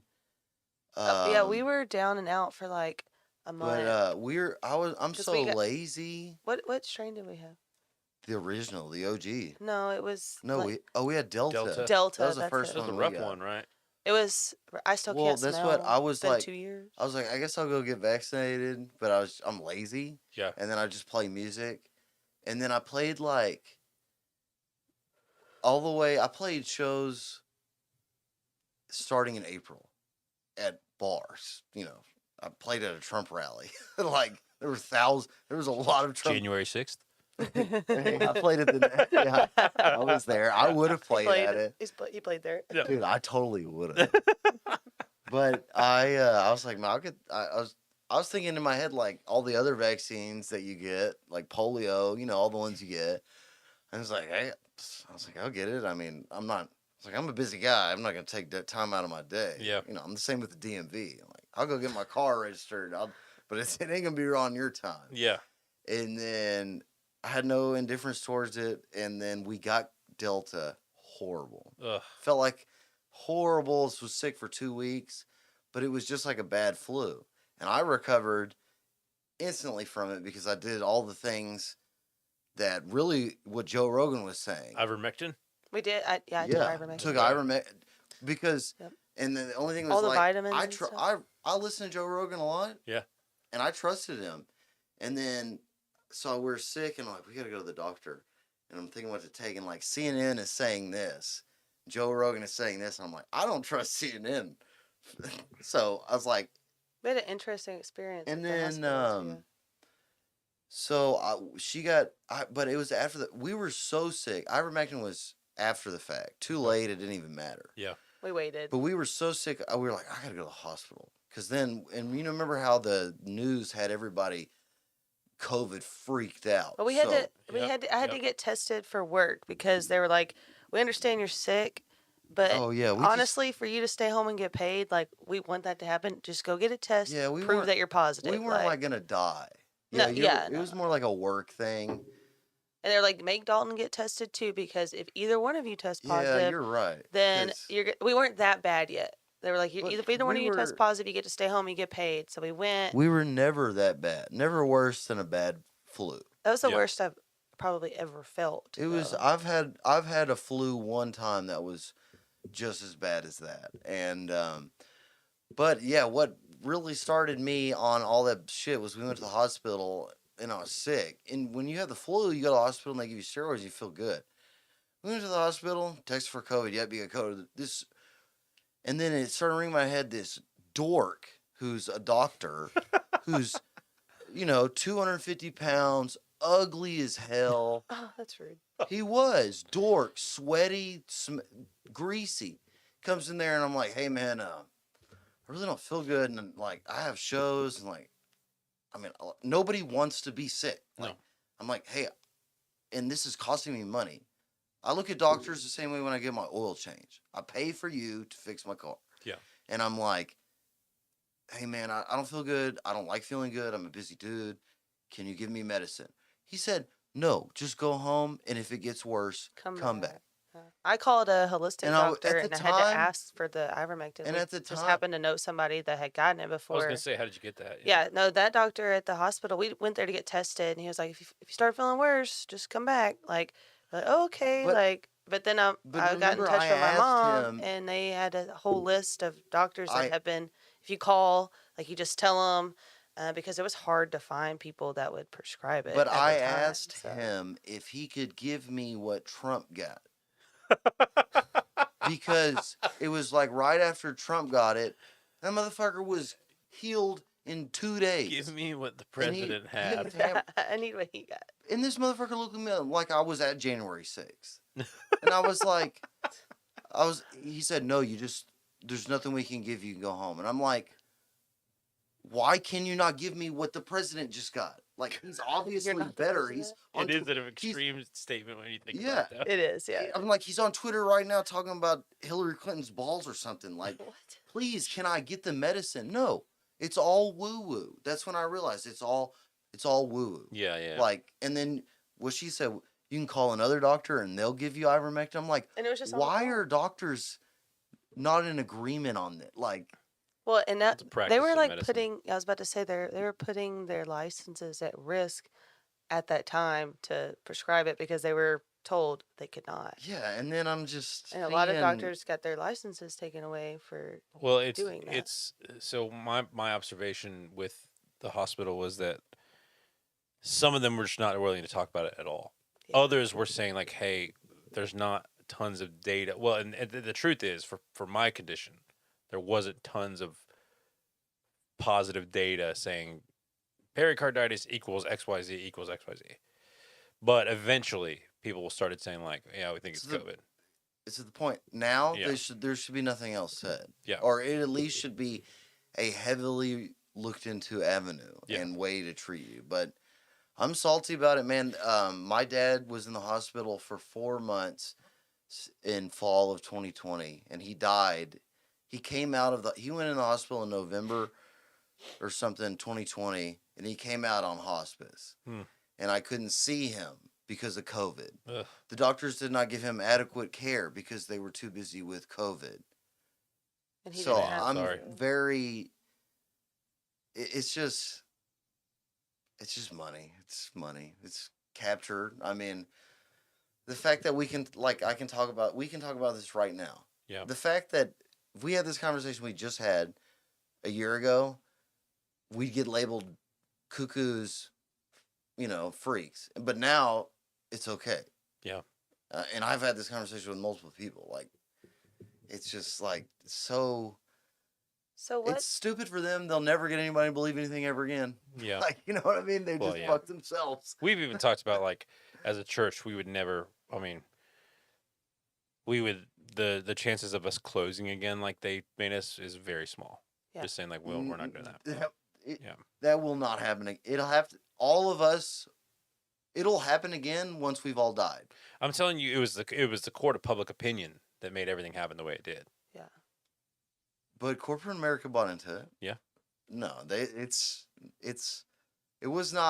was the court of public opinion is a kangaroo court.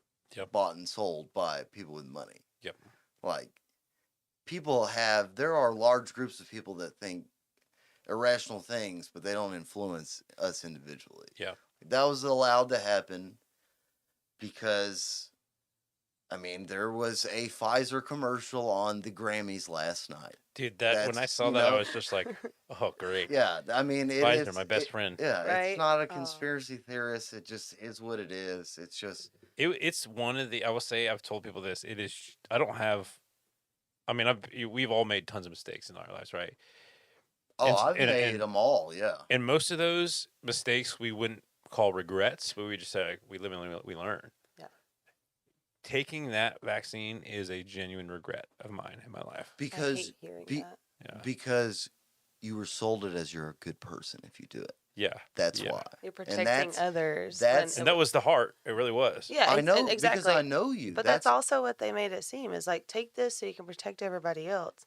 Yeah. But on the that's not on the what it side was of for. somebody who didn't, that's what riled some people up to treat me like I'm for a few months like I'm not it was hurting like anybody. it was like but oh myself. like people thought it was okay for a little while to like get in groups at work or be at a bar and like, are you guys vaccinated? Yeah. I went on a Hinder date, and the first thing she told What's me a hinder?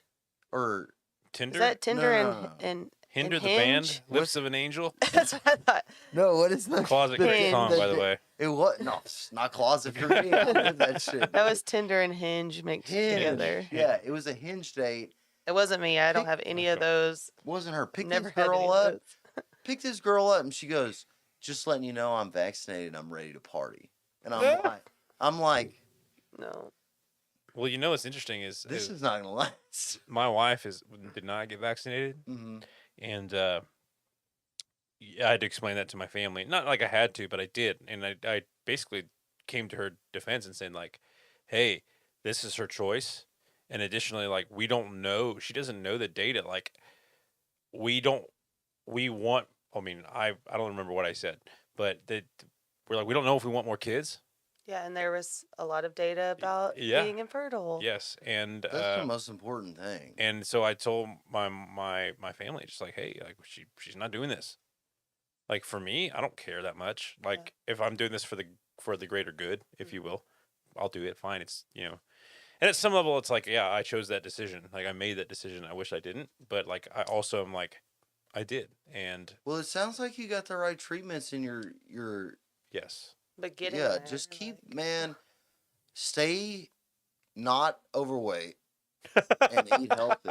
As somebody who is overweight, I think just stay healthy, man. Just keep doing what you can do. But like he said, like he was a healthy young individual, and I've seen that in so But many I know, cases but now of what I'm people our age. what I'm Yep. saying now is it's more important. It is than more ever. Well, it important. is now, yeah. I couldn't. Just- Well, and that was the thing that I had said when I got cut open, because I couldn't walk, and I was like, dude, I couldn't imagine having been. My son's 40. My son's 60 pounds, or whatever. Yeah. I basically lost him in my weight. I couldn't imagine putting him on my back and trying to have done that surgery. Like I don't know how That could have been what saved your life. It really could have been Yeah. because I could not imagine having to do very- what I had to do with that. Someone That's- who is not in Hey, good but health that Yeah. or good shape. if that ain't the Lord, Yes. I bet that is. It's hard for to be a non-believer sometimes in situations like that, man. That is he's because your weight would have made that. Yep. Imagine what you went through. Just dude, and I've been fat. You knew maybe you didn't, but yeah, I was. I saw a fat picture Kid. that I was like, whoa. Yeah, I was a fat kid, dude. I was a fat adult as well. Not, luckily, I never got morbidly obese. Just like, but close. It's just I've always been lucky enough to realize, and now I'm that nervousness I put myself through becoming a musician on stage. Now that gives me my accountability that I feel like I have no addictions or problems with my weight Mm. now. Like I'm always gonna have a dad bod, but I mean I'm not gonna be a fucking model. Like You get jacked, bro. You do No, what you want to do. it ain't no, I actually like you said, I get addicted because when we met He has an addictive personality. Yeah. So like when Get I met addicted to him, the gym together because I do too.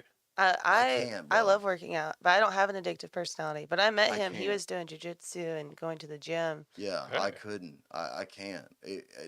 I get so addicted to the gym and fighting, I'll get hurt and I can't perform. Okay, I got you. That's Yeah, the he only hurt his reason I hand don't. or shoulder one time, and he almost couldn't play a show Yeah, at jujitsu. yeah. I would go to a show and I'm like, How's your elbow? I'm just gonna go to the gym. I'm like, fuck it, like, Hmm.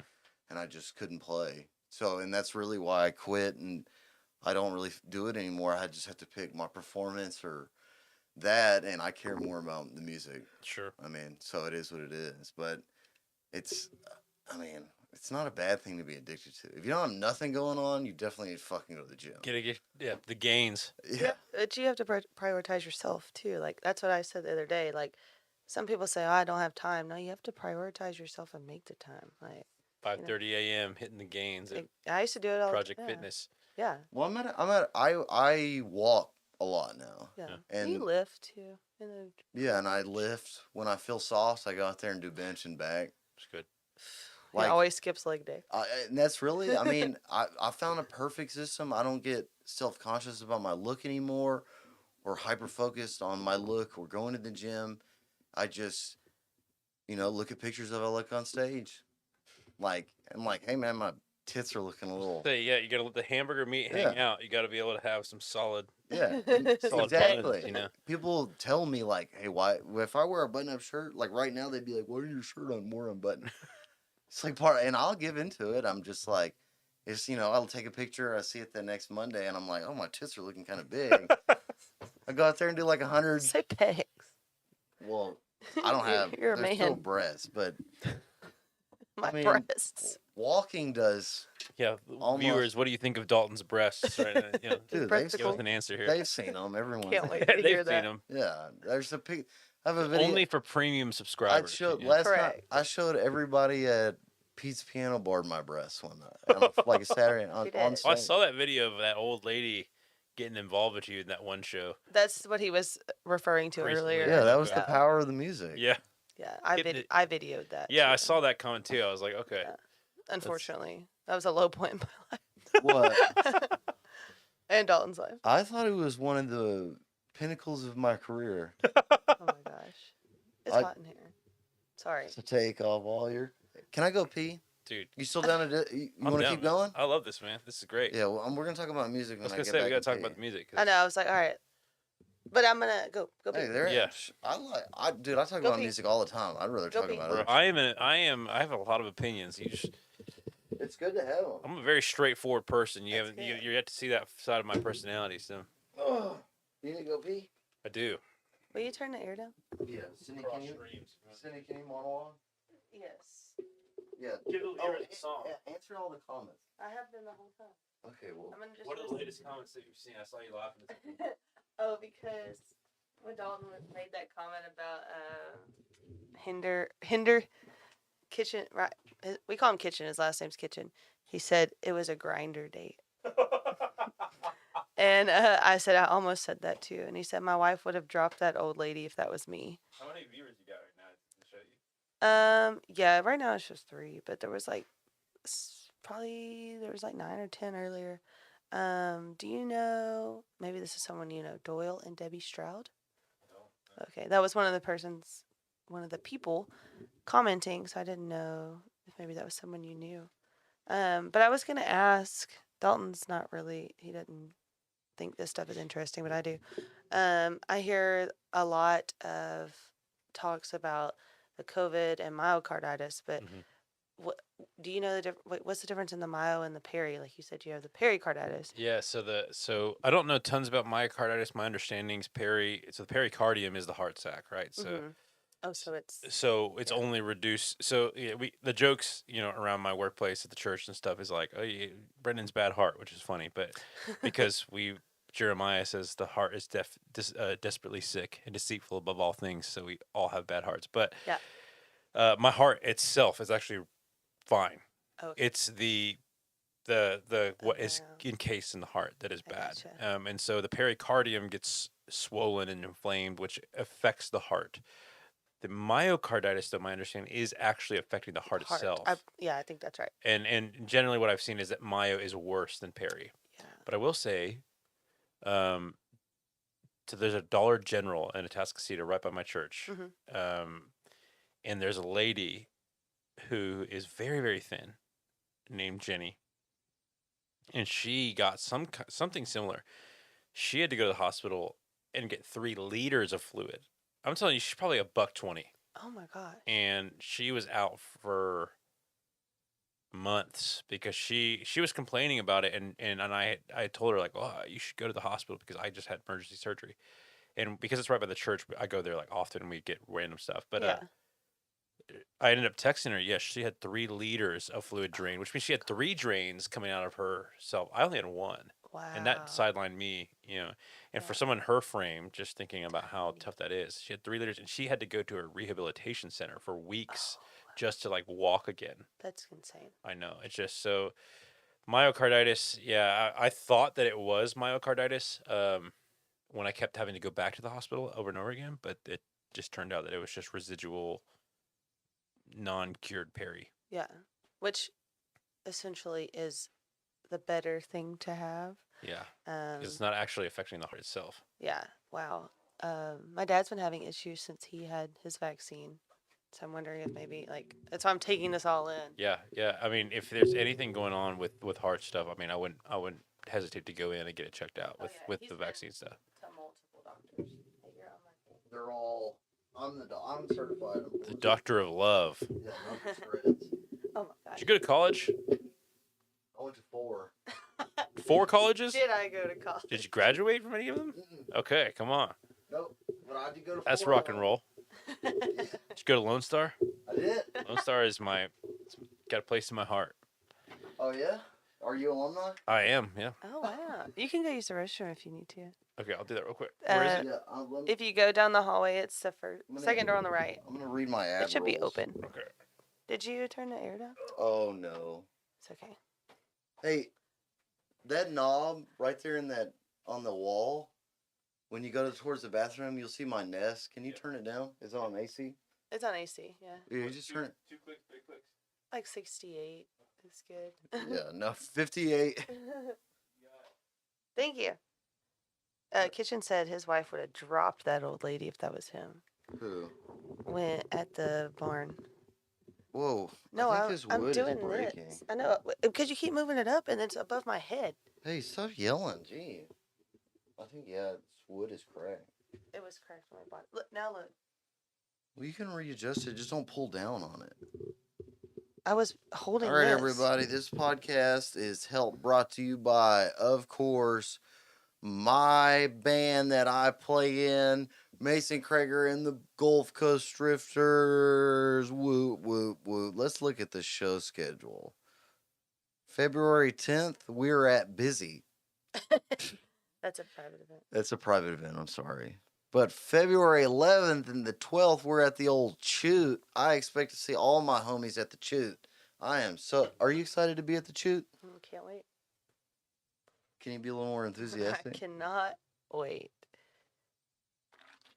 Ew, don't do that. Well, the Shoot is located at 4537 Garth Road, Baytown, Texas. We're playing at 10 to 1. Oh, man, it is our debut at the Shoot. So I do hope all of our friends are out there so we don't look like lame-os. Please. Would love you so much. Toby, stop. And then March 10th. Oh, he's got is it the same hotspot? March 10th. We are at Cowham Ranch Festival. Really looking forward to that one, no doubt. Will you read off the schedule a little bit more? Oh yeah, I'm gonna pull I it. like already know it by heart. Oh, okay. March 17th, which is St. Patrick's Day, we'll be back at the Whiskey Barn. Ooh. And then March 19th, which is the last day of the Houston Rodeo, they'll be at the Wine Garden on the main stage. I believe that's a Sunday. And then March 24th at the brewery.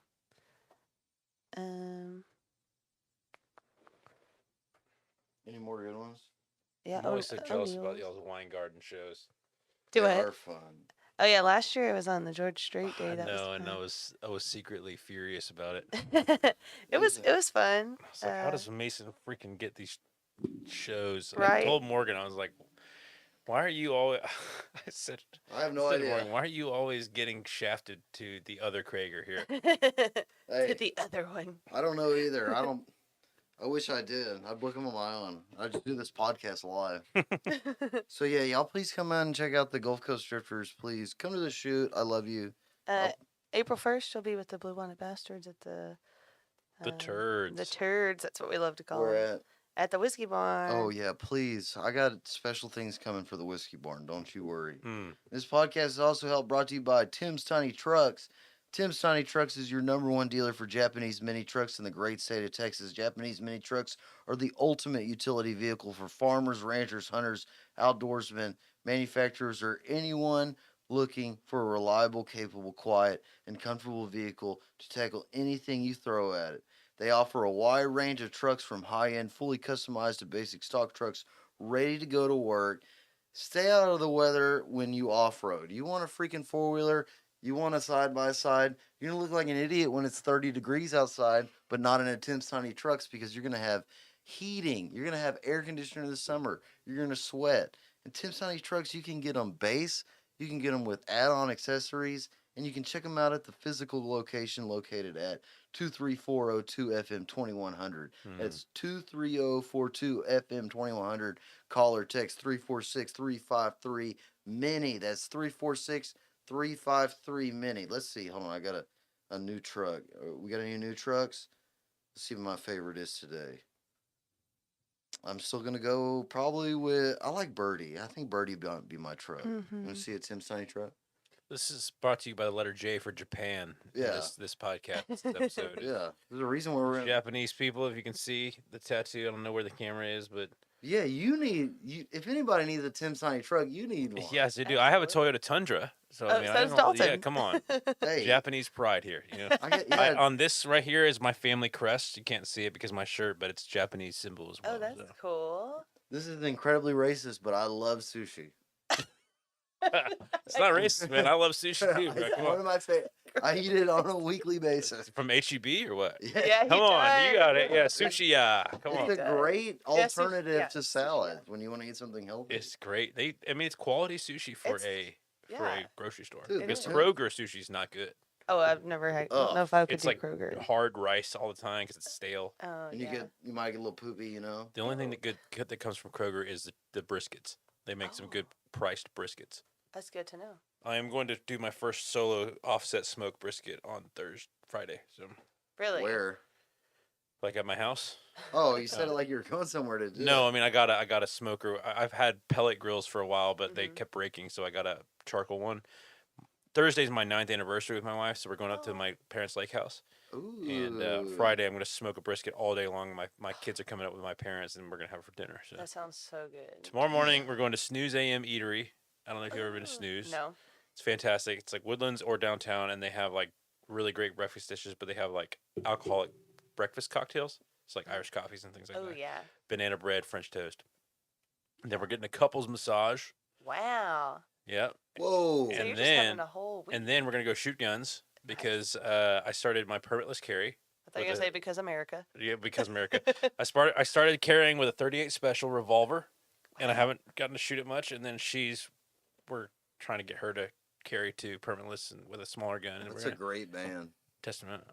Velvet revolver or what? 38 Special. 38 special Oh. is that a band? Okay. That's a great classic rock I do band. love 38 Special. I like Dude, Velvet Revolver. That's too. awesome, man. So it's When's gonna be your anniversary? What day? Thursday. So it'll be Thursday. Thursday? So February 8th. How long y'all been married? Congratulations. 9 years. So next year will be Hey, 10. congrats, man. Thanks, man.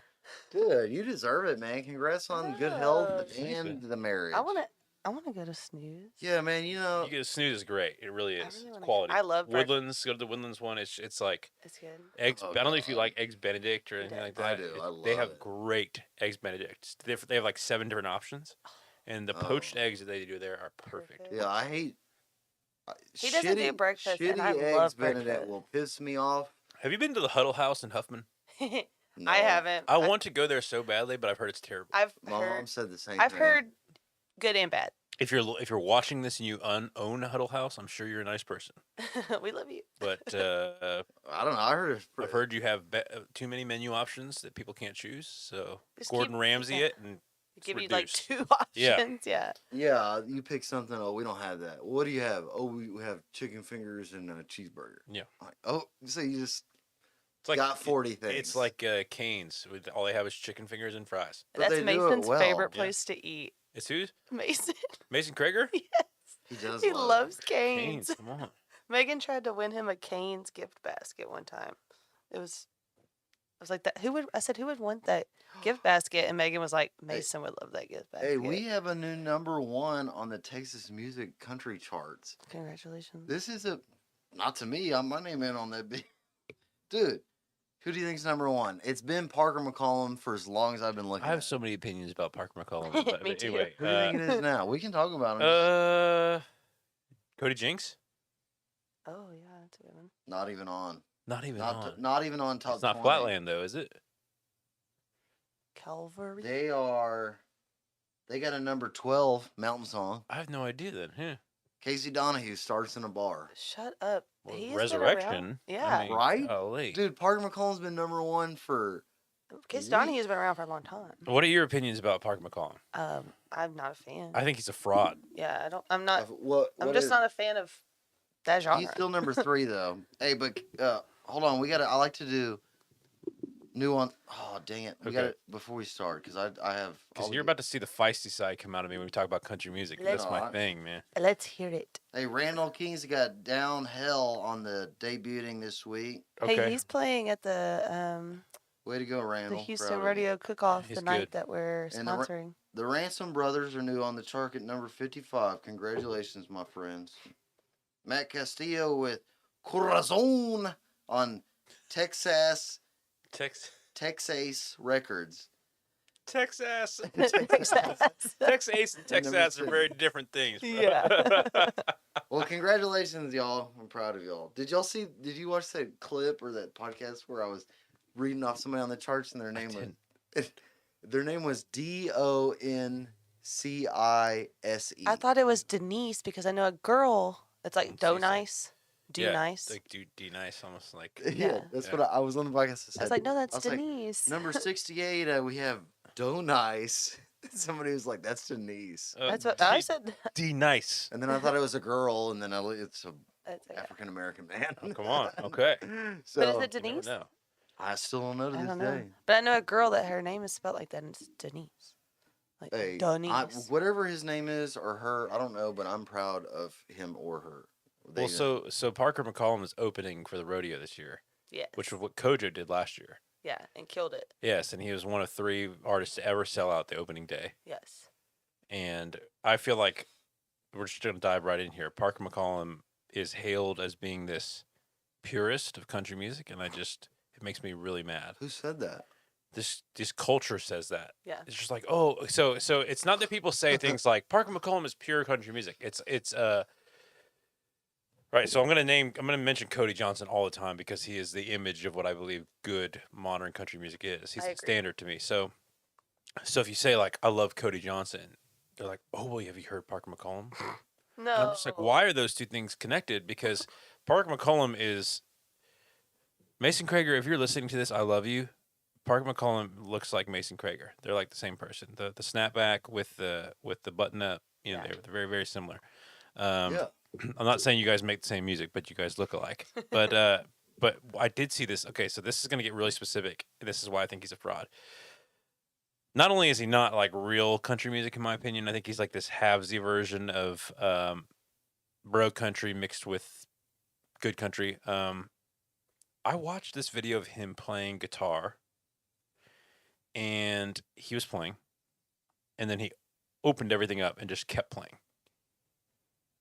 And he wasn't in some like dadgad tuning or some kind of like chordal tuning. He was in standard tuning because I watched him play G chords, and then he just kept doing it. But what was coming out of the speakers? I think dang near nothing. But it wasn't like George Strait where it's like, okay, I know George Strait can play like D, G, B minor, A, and you can see him do it, and he just won't play, and he'll just kind of hit the side of his guitar. Yeah. George Strait has never like pretended to be a guitar player. It's for the Yeah. But you have Parker over here like being the next big thing from Conroe, Texas, and he's just like, he's not playing real country music like most people want to say he is. Because what is it? The I didn't think I was a bad guy. Don't ask Pretty me. Heart. Yeah. You're pretty hard. that's- I'm like, it sounds like Selena Gomez meets country music. Yeah, I'm 'Cause- not a big fan of that. And I'm not a and fan I at just it all. just frustrates me when people. It's back in the day because in high school, 2004, freshman year, or 2003, whatever it was. People would say because I love John Mayer. I'm a huge John Mayer guy. Room for Square is one of the best albums that's ever existed in my opinion. But you'd say I like, agree. Yeah. do you love John Mayer? Oh well, do you like Jack Johnson? Yeah, they got to compare it. And to that used to be the somebody. thing, but it's like because they would be like, well, Jack Johnson's like the John Mayer of the beach, but they're nothing alike. They're not, They're no. nothing alike. The only thing that was similar about them at the time was that they were acoustic driven.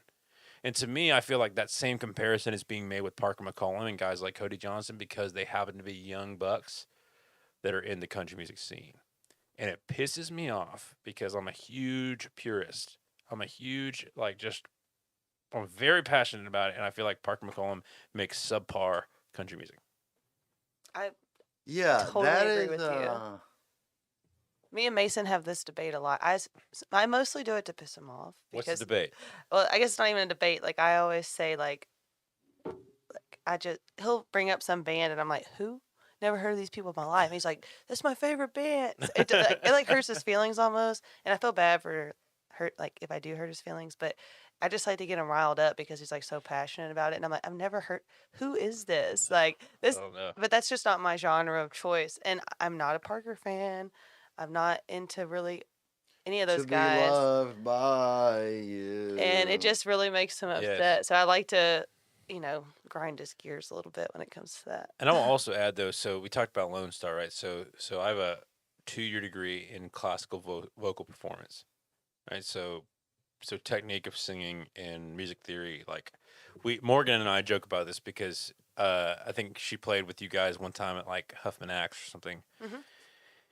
and she was telling me about how like most of you guys memorize your stuff and even like I think she mentioned like your fiddle player Jason, like he doesn't necessarily know theory but he knows keys and he can just kind of like You don't know shit. well Stop. I'm not gonna say it. You know I'll say it. yes. Just go back. I told the motherfucker to his face last week. You need to start. Me and somebody else did. So but my thing is like I'm generally classically trained as a musician. I grew up playing violin in Mhm. orchestra. I play guitar. I can get away with keys. Like most musicians, I can play any stringed instrument. But for me, like I know everything about the number system. I know inversions. I know music theory. I know everything. So like, uh, the big deal for me is like looking at these when I look at Kojo and I look at his vocal performance mixed with his guitar playing because he genuinely, and I put up this argument against anybody, is one of the best acoustic players out there today.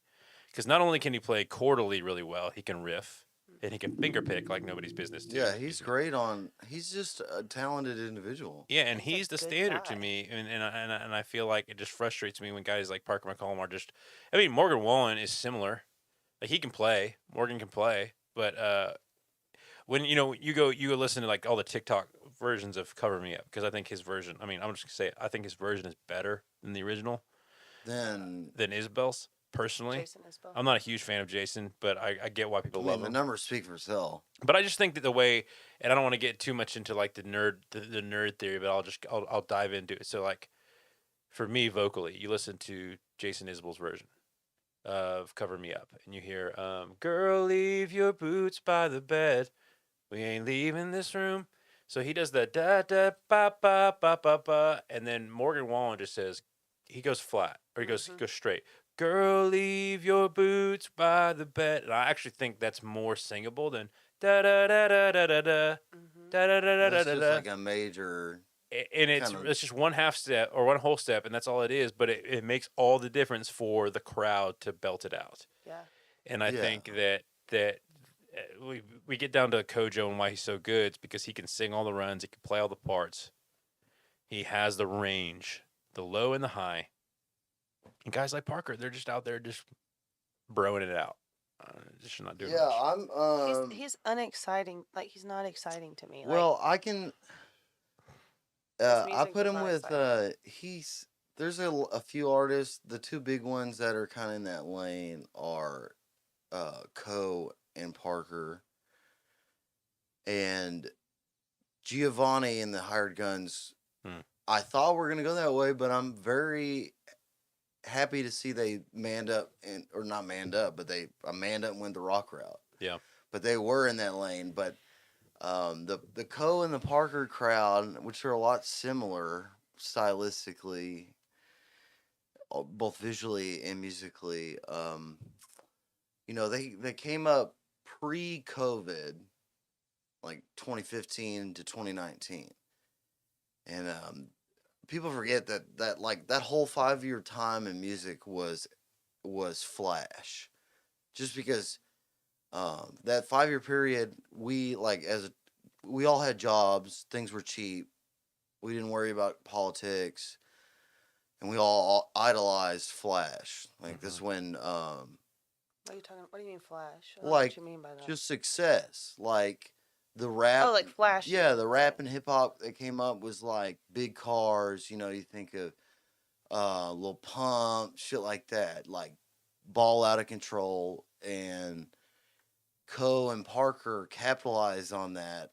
in the country crowd by being like, Parker's, what was his nickname? The something cowboy, or it was like big F-250s, gold chains, nice superstarched It's like boot. concrete cowboy. Anyways, the point I'm getting to is that people are broke as fuck now, Yeah. and the economy is a shit.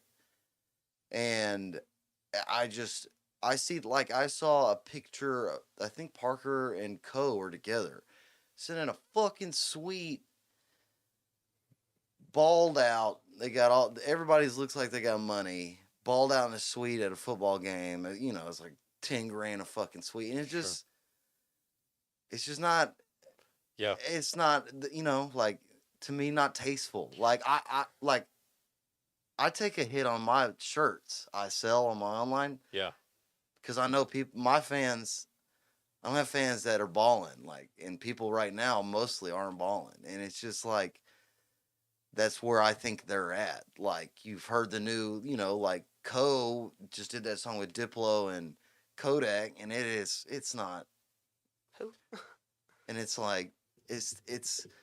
I mean, I think all artists are gonna have to reckon with, like, balling out of control is not tasteful right now. Yeah. Well, I just think like going back to I don't think it's Kojo. ever tasteful, but that's why Kojo stays with his loyal people and is Well- never. He's gonna at least keep playing his shows because he don't Yes. care. He don't wear. He don't ball. He don't post pictures of him wearing chains at a suite. He's a rodeo cowboy. Yeah, He's and a he- genuine. Yeah, he posts pictures Yeah, on his cowboy. on his rant, and like, I met him like before when he was playing at Shenanigans. but like, Yeah. even when he posts pictures with, like, he's at a nice. He owns like a beautiful ranch, nice Yeah. car. They're like, okay, well, I mean, he works hard. You deserve to buy a nice ranch, but you're not like just Yes. flashing out of control. Well, so I got to meet Cody in November. oh wow. I joined a fan club in June, and it was $25 a year. You get like a terrible koozie. It's not, the graphic is just like, it's almost like Florida Miami airbrush like Oh, T-shirt kind of on a yeah. koozie. It's bad. But so you get these pre-sale options, and then you get to enter like 3 meet and greet drawings a year. Mhm. So I entered the one for Beaumont, second year in a row going to the concert. But I entered the and I forgot about it at some level, and then a week before the concert, I get an email, "You won." So I'm like, So "Oh my cool. god!" So my wife and I go, and I rehearsed my lines because Cody's been a big deal to me. But this is the great thing about Kojo, right? Is that we get to him, and first of all, he's like 5'8". I'm 5'10" and a quarter. Yeah, The he's- quarter is important because my dad's only 5'10", so I'm a quarter You're taller. Than quarter him. taller. He's a small dude, but he's walk in the room. Dude shakes my hand, looks me in the eye when he shakes my hand. I start talking to Hey. him. He never breaks eye contact. And I said, "It's really nice to meet you." He looks at my wife, shakes her hand. "It's great to meet you, ma'am." Really Hey, nice to her. I wouldn't expect nothing less. Yeah. So I shook his hand again, or we take a picture, and I said, "I got 2 things to say to you." This is where my very direct. I'm shaking his hand. I said, "I got 2 things to say to you that I've been waiting to say to you." I said, "Number one, I don't know if this is weird for me to say as a grown man, but that a grown man should ever say to another grown man, but you are one of my heroes." Aw. Aww. I said, "Number two, thank you for believing in real country music on behalf of the rest of us and fighting for that." And he looked me right in the eye and said, "Thank you. I really appreciate that." And then my wife's walking out of the room. Cody says, "Ma'am, it was really nice to meet you," as she's walking out of the room. Oh. And I'm just like, damn it, this guy is just great. Genuine. Then goes out Yes, and then yeah. just performs. And I'm talking about like rodeo cowboy versus like He high should- school frat boy. you know? Exactly. Yeah. Yeah, that's exactly what it is. But he sells tickets. It's because he stands for, and we talked about conservatism. He stands for a life that we wish was still here at some level, where it's like you don't. Whether it's like men will say like, "I don't ever shake a man's hand when I'm sitting down." He like stands for that kind of life still, and people love it. He was And raised right. yeah, Or in our and sense. he's a Christian, and he's Yeah. unashamed about that. And he has said, I've watched innumerable amounts of interviews with him, and he has said, "quote I refuse to suckle to the power teat." Yep. And he says, if I were, it would be for me to sell out. Would be for me to ditch the band I've had for 10 years just to make money. Yep. And he refuses to do it. Yeah, because he didn't sign for a long time. He didn't sign was- until this record I was right about now. to say it was very, very recent. Even well, no, sorry, till you ain't nothing to it. Ain't it? Yeah. So the Gotta Be Me record with like with UIM and things like that, he was unsigned, and then the last 2 ones he was signed. It's the way to do it, man. I know. That's dude. how I do it. I mean, We watched a documentary that he did. Oh yeah, your his doc- radio one. yeah, his Yeah. Deer Rodeo documentary was great. I believe in all that. Yeah, Yeah. he's the one doing it right now. He's and- one country guy. And he just that I won the paid to Grammy go s- too. Yeah. Till You Can't.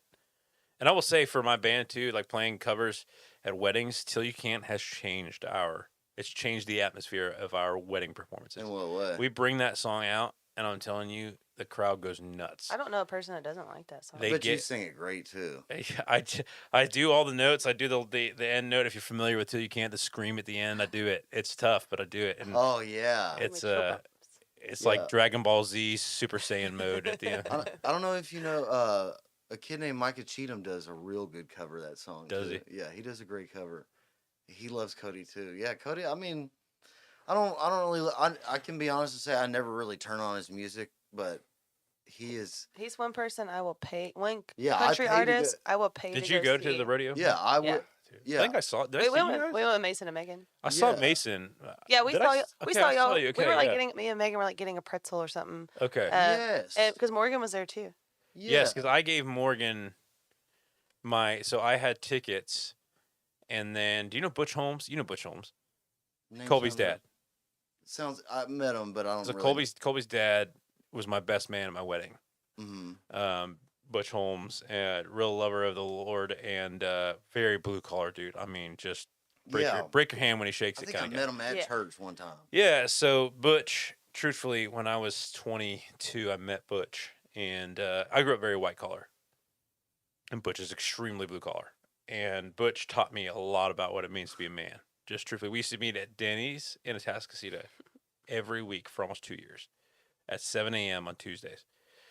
Just he taught me what it meant to be a man in a lot of ways. Just God, we need more of that. yeah, and Butch, Debbie, his wife Debbie, texted me or messaged me on Facebook and said, "Hey, like we have some Cody Johnson tickets. Do you want them?" And I'm like, I know they have good tickets, but I already bought tickets. But I'll say yes to this and I'll give my tickets away. So I did, and I'm like 15th row on the field level. Oh. Wow. And then I gave my tickets, and Morgan took them with our friend Lauren, and so she went. Dude, yeah. The only thing that sucked about this show is I wasn't freaking closer. Oh, dude, Oh. I was. It well, wasn't bad though. It wasn't bad. There's not a bad seat. Reliant. I mean, NRG is a terrible stadium as far as like, because even like the close seats aren't close Yeah.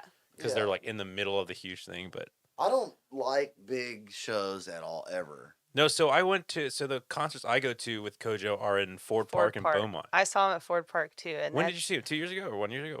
No, it was when he played there the first time. So it was right before COVID. So it's 2018 or 19. Sydney used to see him back in the day. But I would see Yes. him at like small bars, like before, Yes, like in in Huntsville. Yeah, so I know a lot of people that went to Sam that would, and even that's where I went. Yeah. Sam Pierre from the brewery like had him out to Huffman on the back of his tailgate like 7 to 10 years ago, just playing. I think he Mhm. paid him like Yeah. $100 just to play for the night. Everyone He in came to the- Huntsville knew him. I think he played at TVE one year in Liberty. Yeah, Well, he Liberty. played at absolutely. Humble Rodeo at one point. Maybe Yeah. that's what it was. It was somewhere around here. Hey, I you liked gotta him at start Ford Park. somewhere. You got to start. I mean, he deserves it. Yeah. I look up to him in that I don't have to do what people say, but Well, he's- that's yeah. he, His whole rant about, and he didn't go as deep in the rant at the rodeo as he did. So post COVID, the first show he did post COVID, he talked about like, he's like, you want to wear a mask, you do you. But I'm just so glad to see there aren't any masks in this crowd right now. I was like, Yes, me too. yeah, Hey, I did that at my shows. come on. I had a dude come up to me in like fall or like December of 2020 who was from Washington when it was still locked down. And this dude comes up to me and he's almost in tears. I think is at the brewery. Really? He's like, "Thank you so much. I really appreciate it." And I'm like, "You're very welcome." And then he starts saying, he's like, I got into town Monday, visiting my brother. I live in Washington and we're still locked down." And he said, "This is the first time I've been out in like 8 months." And I was like, "Really?" And he's like, "Yeah, you're the first band I've seen in like 10." And I was like, I Jeez. said, "I'm sorry, bro." Yeah. No, but he was. I was like, dude, So I didn't sad. know what else to say except you need to get the fuck out of there. Well, I've had friends that are like in San Antonio that would have said, a year and a half ago, we're like, I'm gonna go to a Jacob Collier concert, mask up, of course. And I'm like, Why do you have to Well, I was justify gonna say, that? bro, it doesn't have to be, of course, to me. Like, Yeah. you want to wear a mask, I don't care. Like, it doesn't bother me, but Yeah, Yeah. you want to wear a face diaper. it's not, of course. Like, it's not the objective morality that you have to do that. Yeah. Oh, I'm a dude. My best friend. I walked in, I think, like 4 months in the pandemic, and I wore the mask just because I'm not an asshole. Like Yeah. I'm like you. We're a lot alike that we just want to make people comfortable. Yeah. Like I had to because I mean, I'm not gonna like go out of my way, but if I gotta put this stupid fucking thing on my mouth and it makes you feel better, I'll do it.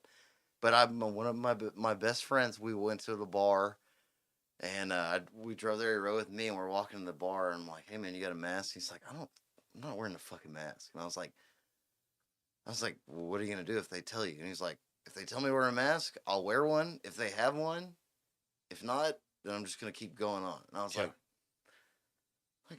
that's that's actually a pretty good way to go about. And then I did that, and then it was like, I'm not gonna wear one. If they ask me to wear one, I'll happily put one on. And then just doing that, like everybody just stopped giving a fuck. I And got then it was kicked like, out of a when- Family Dollar because I didn't have one. Did you After I had already picked up, Oh, I it went to was go get coffee ruthless. creamer, and this is probably TMI. I got coffee creamer and tampons. Okay, like Not two TMI, man. essentials. Like I had to buy those for my wife the other day. Yeah, so, see? yeah. And dude, but I went in the dollar store. I was already walked back there, came back up to the register, had the two things I need. She's like, "Ma'am, you need to put on a mask." I was like, "I don't have a mask," and she's like, "Well, you need to put one on. You can't be in here." I was like, "Well, can I just check out?" Like She was I've on- already walked to the back of the store, walked back to the front, and she was like, "You need to put one on, or I can't sell you those items." I was she like, "Well, I was don't on have it," Lively. and she said, "Well, you're gonna have to buy one." I was like, "I'm not gonna buy a mask Yeah. to buy this," and she's like, "Well, I'm sorry." I was like, "Okay."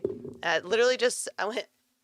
Yes. Set it down She, and and then walked she was out. on YouTube, got 1 million views. I wasn't trying to be She like got a it on butthole. YouTube? Yeah, No. she got an anti-mask. Oh, okay. No, put he's her on being MSNBC. facetious. Well, my wife was like, so whenever, so I bought a Captain America themed mask because Captain America is my favorite Avenger because he's righteous and he follows all the rules, and that's me. So whenever they tell you to mask up, I would mask up. But my wife was like, she was the same way. She would Yeah. just. And I wasn't not do trying it, to be yeah. defiant. I was like, I honestly don't have one. I need some tampons. It's Sunday morning. Nothing else is understand. open. Like, In hindsight, I can say they only did it. The only reason I complied was because I didn't want to end up on YouTube.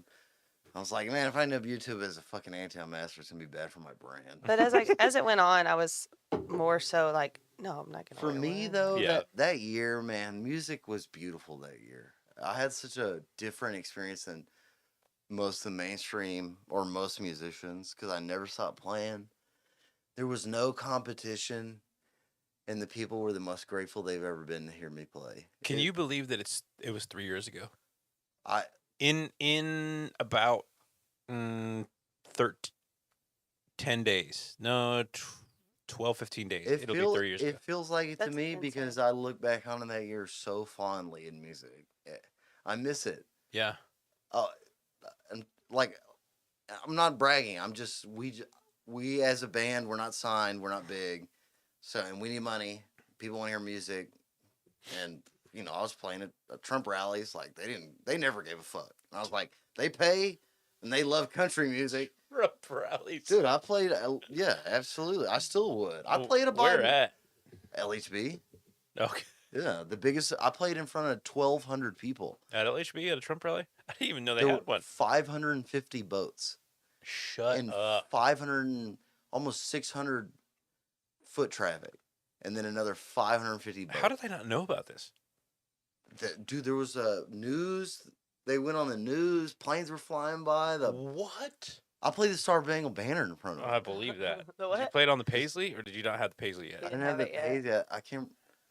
Brandon not rehearsed either. Brandon literally went on the mic and said, "Everybody, Dalton Ponder here's gonna play the Star Spangled Banner," and I didn't know that, and it was bad. Jeez. And It was bad?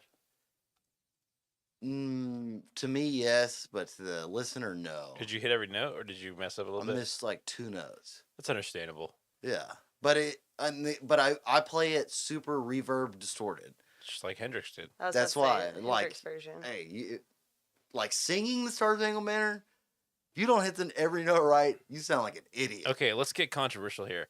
How would you feel if I told you that I thought that Hendrix was extremely overrated? I mean, I heard that before, and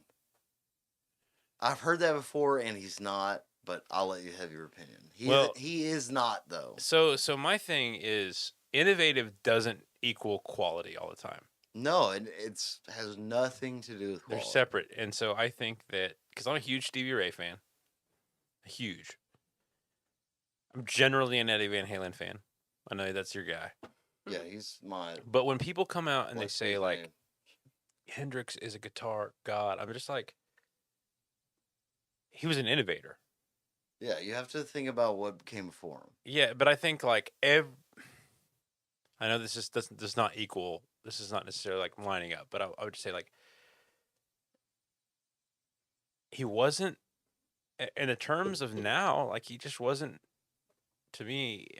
People do what he did, Hendrix walked so we could run. but that's innovation and pioneering. That's not necessarily quality of skill. No, my opinion on who is technically, when people ask me, and I just made a rant about this on like podcast lists, when people ask me who the best guitar player is skill wise, my answer is me. Always. As always now, because I believe that it's completely objective. Subjective. Subjective. Yes, subjective. Yeah. That there's no such thing as best. Like Well, I agree. I've seen 8-year-old Chinese kids on the internet like play Yeah. Mixolydian scales at Well, to they a- understand theory like nobody yeah, understands. no, Yeah. that's why. So I can confidently say that Jimmy is not overrated just because if you think about what I mean, of course, dude, he would take a chord and plugged in to 4 Marshall full stacks with no pedals and turned them all the way up. And like, yeah, it's Well, it's funny because you had that whole TikTok series about Ichika Nito. oh Who yeah, just- my famous moment. Yeah. yeah, Which I mean, and he's wild. Like, just yeah, it's cute. I don't even understand what he's doing. Like, we could never get close to replicating that. It's a shtick, you know. It just Totally a frustrates shtick. me. It frustrates me when people talk about Hendrix the way they talk about because I think Stevie Ray was better, personally. He had more balls too. Stevie Ray is one of the ballsiest guitar players to ever live, in my opinion. I don't know, dude. But honestly, too, like, listen, I don't know. I don't know if he's more than. I'll agree with you that. the reason that I even think that, like, I know I'm gonna get crucified. No, for this, he but, is. I agree with you. I might agree with you. But on that statement. I know that your listeners right now are probably just gonna see me as a corporate tool for saying this, but like They can eat my ass. I don't care. John Mayer to me, and John Mayer's understanding of music theory and his chords, his jazz understanding, and his combination of all of that, to me, I look at him versus Hendrix, and I'm just like, that dude runs circles around Hendrix. I'm not saying that he created something. Like Hendrix did create something, and he did walk so these people could run. But that's where I come back to this argument that innovation doesn't equal quality all the time. No, I don't listen to Jimmy's music that much. Yeah. I'm a Like, Jimmy. because it's not recorded very well. It's not played cleanly. But Hey, and Kitchen made a good comment too, though.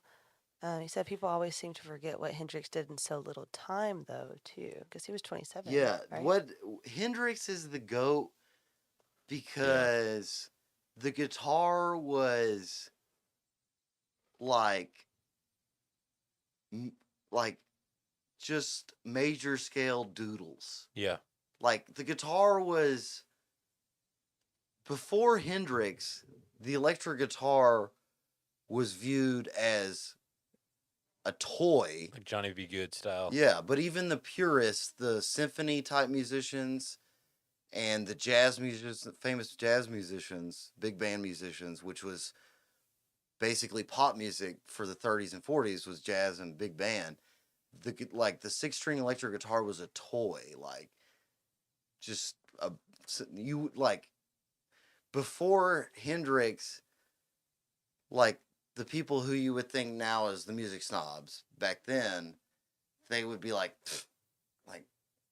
Like, why no, do you you- need to have a tuba, you need to have a cello, and you need to have a fiddle and a piano. Like, Why do you call someone the greatest of all time?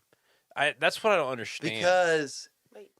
but no, okay. So, Well, no, I mean it's good. I was just saying, like, I don't understand because I still think this argument comes back to a label of innovation Yeah. and not actual skill. Skill. because that I believe I kind of qualify on musicians rank.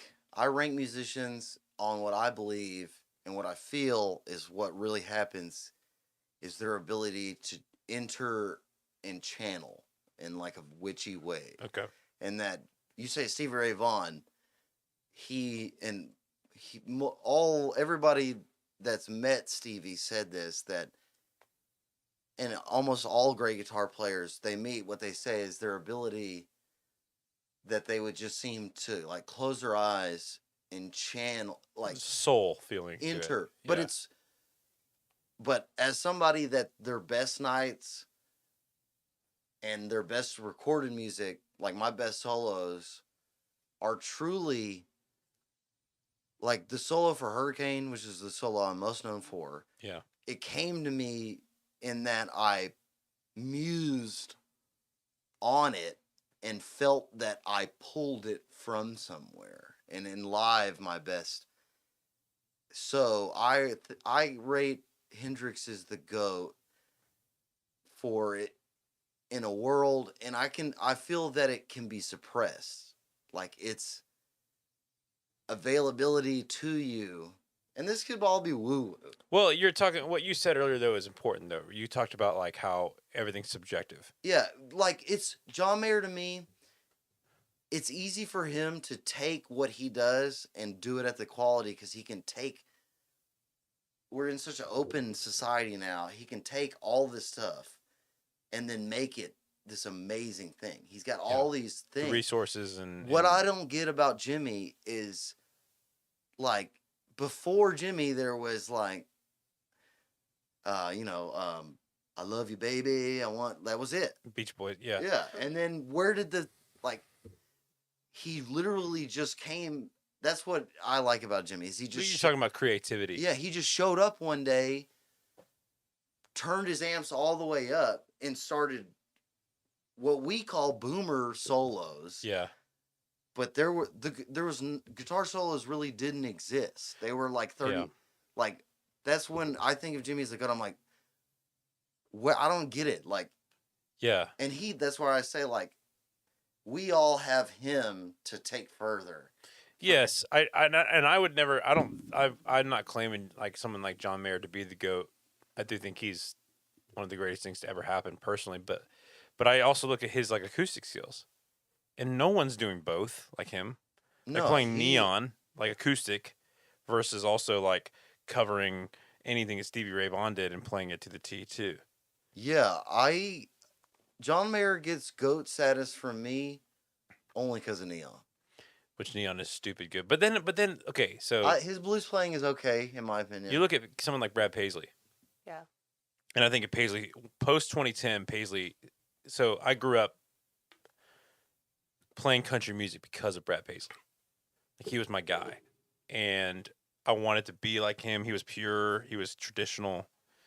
That's my guitar, bro. Yes, and that's why I loved it so much too. I loved it so much. I gave you a shout out at that songwriter night. You remember? Yeah. Oh, thank you. Yes. Yes. Yes. And post 2010 though, he's garbage. And like I say, as his number one fan, I was in the fan club. I bought merch. I've seen him 7 times in concert. Yeah, dude, that house. He got a big house. And I'm telling you right now, like there is no bigger letdown than Brad Paisley because acoustically, that dude can shred like any bluegrass person can shred. Which I mean, those bluegrass players are just ridiculous, you know. That was. Let him finish. Did you see the Game of Thrones Shred Fest Yes. where he was like beside All of them.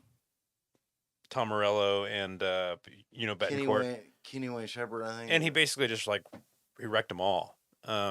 He played. Wasn't he like in the 90s when he was starting? He was the showcase guitar player. Yeah, and Yeah, then he was and he was probably 2008, 2009. But because he understands music theory in a way that John Mayer does too, because they did a Crossroads in 2004, I think it was, before, like, because there was another Crossroads where Keith Urban and John Yeah. Mayer did it, and that was like more widely because Yeah. I hate Keith Urban more than anything in I'm the not a world, and I'm fan. telling you, I will go on an hour rant on why Keith Urban's a fraud. But because I used to He's grow from up, Australia. I used to like him before Brad Paisley, but he's smoke and mirrors, camera effects. I mean, he's a good guitar player, but like, He's from Australia. no comment on that. Yeah. But anyway, Brad, Right, isn't he? Am I He- wrong? he No, is, he yeah. is. Okay, yeah. Brad Paisley, though, to me is He's the guy. He's the real deal. you won't find, Was. honestly. I mean, he could probably outplay John Mayer at some level if you really wanted to. Absolutely, dude. I've Uh, seen some videos of Brad I know. Paisley destroying. I saw a video just last week, I think, of old video from him in the '90s. He Yeah. looked young, and he's wearing stupid Wranglers. Pearl Snap looked like just Yep. shredding. Because he dude. can play shred solos, he can play acoustic, But- he can play jazz, he can play Chet Atkins. But his chick, he can do those things, but he is goat. In my opinion, not goated up. He can do those things. Well, but he sold out. what he can chicken pick, and that's what this video I saw was so old. It's before he knew anything other than chicken pick, Yeah. and he does. That's kind of why I don't like Brad Paisley that much now, because he tries to go more into blues and shred, Yeah. and I'm like, Well, he was better at 12 years old than most of us will ever be. yeah. But And- when I see him do shred, I'm like, hey, dude, just let Eddie have that, like, just because he can chicken pick like, and it's tasteful chicken picking. Too. Yes. He and at a level I wish I could do. Yeah. I can't chicken pick that well. I wish I could. Big's tough, man. It is. You have to be smart and live right. And I just don't. Real talk. Morally astute will help you be. It is. It's in more. It's very symphonic way of playing the guitar. Yeah. That is, I guess, brought down by the music it's involved with. But a lot of the modes of those solos, and then the chromatic stuff, and hmm the ability for good chicken picking players to blend the chromatic notes with like the major pentatonic is just. Are you a Vince Gill fan? I was Oh, about he's to the- he's say my- Vince Gill is Because my he's man. so tasteful. He So is. he's my favorite country. He is. He's mine. So yeah. tasteful. When he plays the solo to Go Rest High on the Mountain, Oh, stop. it's just, and even like we played Don't Let Your Love Start Slipping Away. I know. It's just good. so tasteful, and it's It's so well put beautiful. together. And he's got that strat. He's got a telly, but he's got a strat a lot. And I'm just like, it's just so tasteful. I'm and that- forever peaceful, too. jealous of combo frontman lead guitar players. Yeah.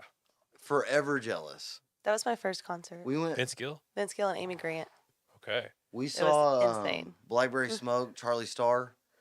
He's the same shit, dude. I was just Really? like, damn. Can't beat It's- Vince though. No. He also is But an all- honorary all- Eagle, so- All the dudes that That's can true. sing, Yeah. honorary Eagle Scout. No. No, he was from he Amy tours Grant with the Eagles. Yeah, for a He little does while. a great guitar player. Oh yeah. Yeah. Man, I'm just jelly. I I wish lo- I I had it love like Vince that. Gill. John I was lo- doing the Grateful Dead for a little bit. You know. didn't Yeah. like that. Was not a fan of that. I Well, now he's had doing a- solo tour. Yes, I saw Yes. that. Yeah. And I would like to go see him because I don't know if you knew him, but my best friend passed away last year, Austin Bond. I do know Austin Bond. Yeah, I know his that's family. that's his bass behind you. No way. yeah. So his mom, Goes to church with y'all. right? yes, and his. Yeah. That's why I was Chris- like, I think you know. Yeah. So Oh, Chris. you know that bass. Yeah, Chris and Christine. Rayburn and I at one point were very close, and we were still friends. But that's his awesome. bass. Okay. But Wow. he's the reason that I like. Were you at his memorial? Yeah. So was I. Okay. okay, Yeah. Downtown. Okay. Yeah, I was there. Yeah, he was my best friend growing up. I went on family vacations with Chris and Christine. Like, Did you really? I went to Arkansas, like, cause that's where his. So what's your family last was name? from. Givens. Gibbons. Okay. Yeah. I'm about to mention you because yeah, Chris and I used to hang out all the time. Really? Yeah. I mean, like I love him. He's great. for a time before Austin got sick, Mm-hmm. we were very close. Really. Yeah. I mean, we would go Really? to his. I would go to his garage all the time, smoke cigars, Yeah. No, have he's a whiskey. good dude. Jam. We brewed a beer together Really? that he called Brendan Bach, oh, and it was out of his like Aw. kegerator and I like could totally see him. yeah, doing that. and Chris was for the church was our AV director, so he basically like he had the free reign to basically go and improve all our sound and everything, and just like week after week he would do all this different like sound stuff, and he would tell me, and I finally had to be like, dude, just do it and don't tell me because you're so type A. I'm type A, but you are like at another level here, Mhm. and I so love that's that. crazy. I didn't know that. Okay. Yep. So, and I didn't realize that until probably last year sometime. We went and saw y'all play, or I think it was, or no, it was like Morgan's birthday party or something at the brewery. There was like a boat. I don't know. Anyways, it was something for Morgan, and Mason was playing, and Christine was there, and I was like, "What are you doing here?" And she was like, "I'm here with Morgan. I go to church with them." And I had no idea, and it was the first time I saw Christine since the funeral. Okay. And of course, they both had a little moment. And then at the church event at the brewery, I saw him there again. So I knew that you had knew him, but I didn't know if you knew Austin. But he was the reason that I like gave John Mayer a chance because Okay. that was like his biggest influence was John Mayer. Yeah. Because I don't know if you knew this, but he was an insane guitar player also. I didn't know. So I don't know the kids much. I know Chandler a little bit better than I know. I didn't know. I never met Austin, Oh, okay. but I've met Chandler a few times. Yeah, and they're totally different. Like Yeah. Well, I love Chandler Chandler is too. It's just, Casey Dutton.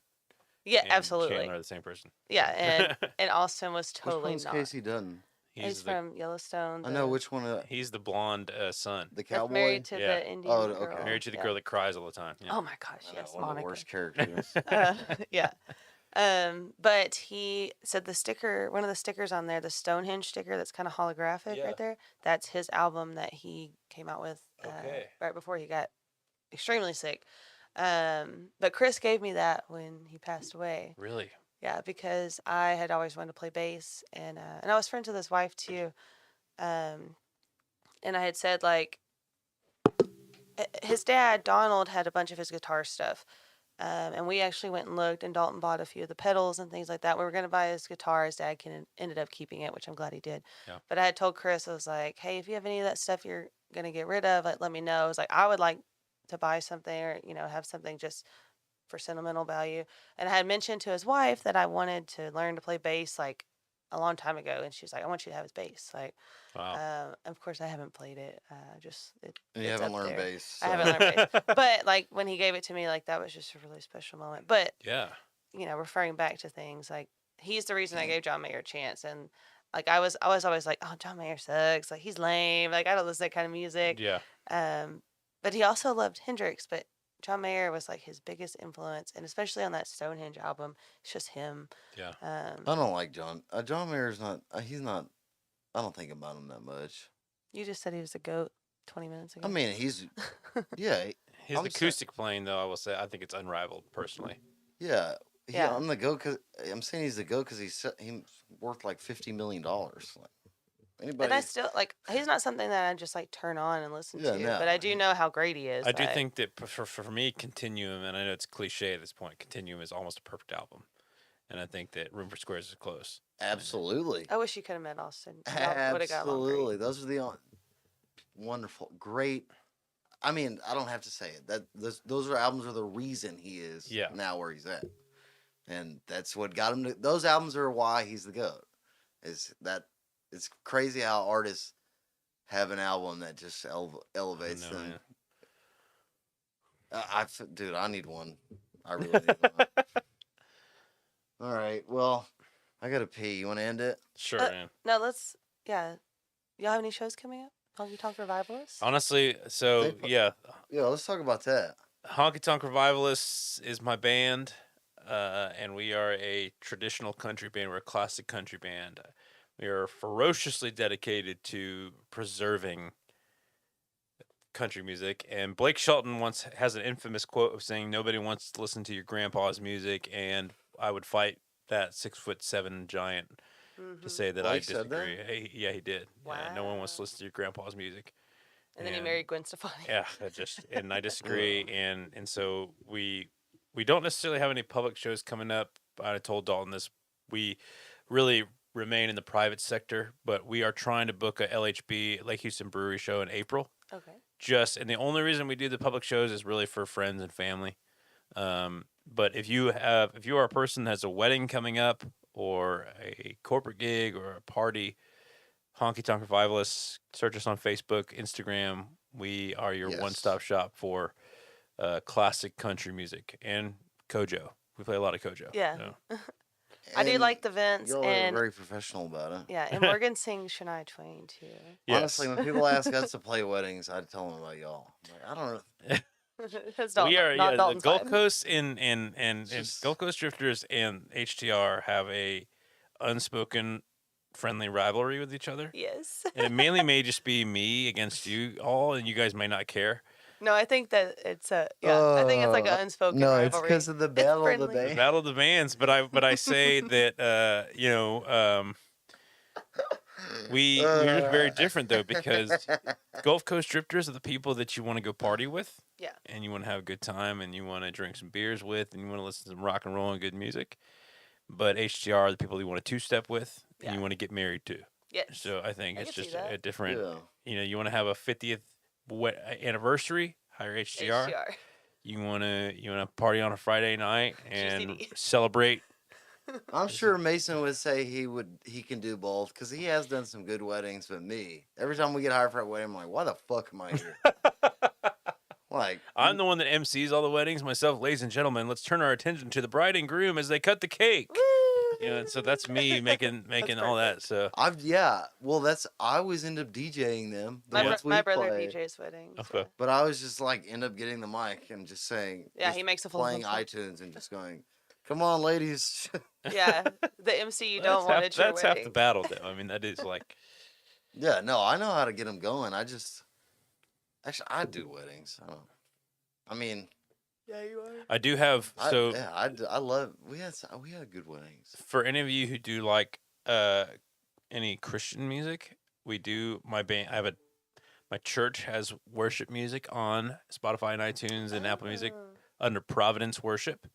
And we released an EP at the end of last year called True and Better. And it does have a ripping guitar solo on one of the songs. Really? I'm gonna That check it out. Vine Worship that you checked out, that guitar player, he played a song.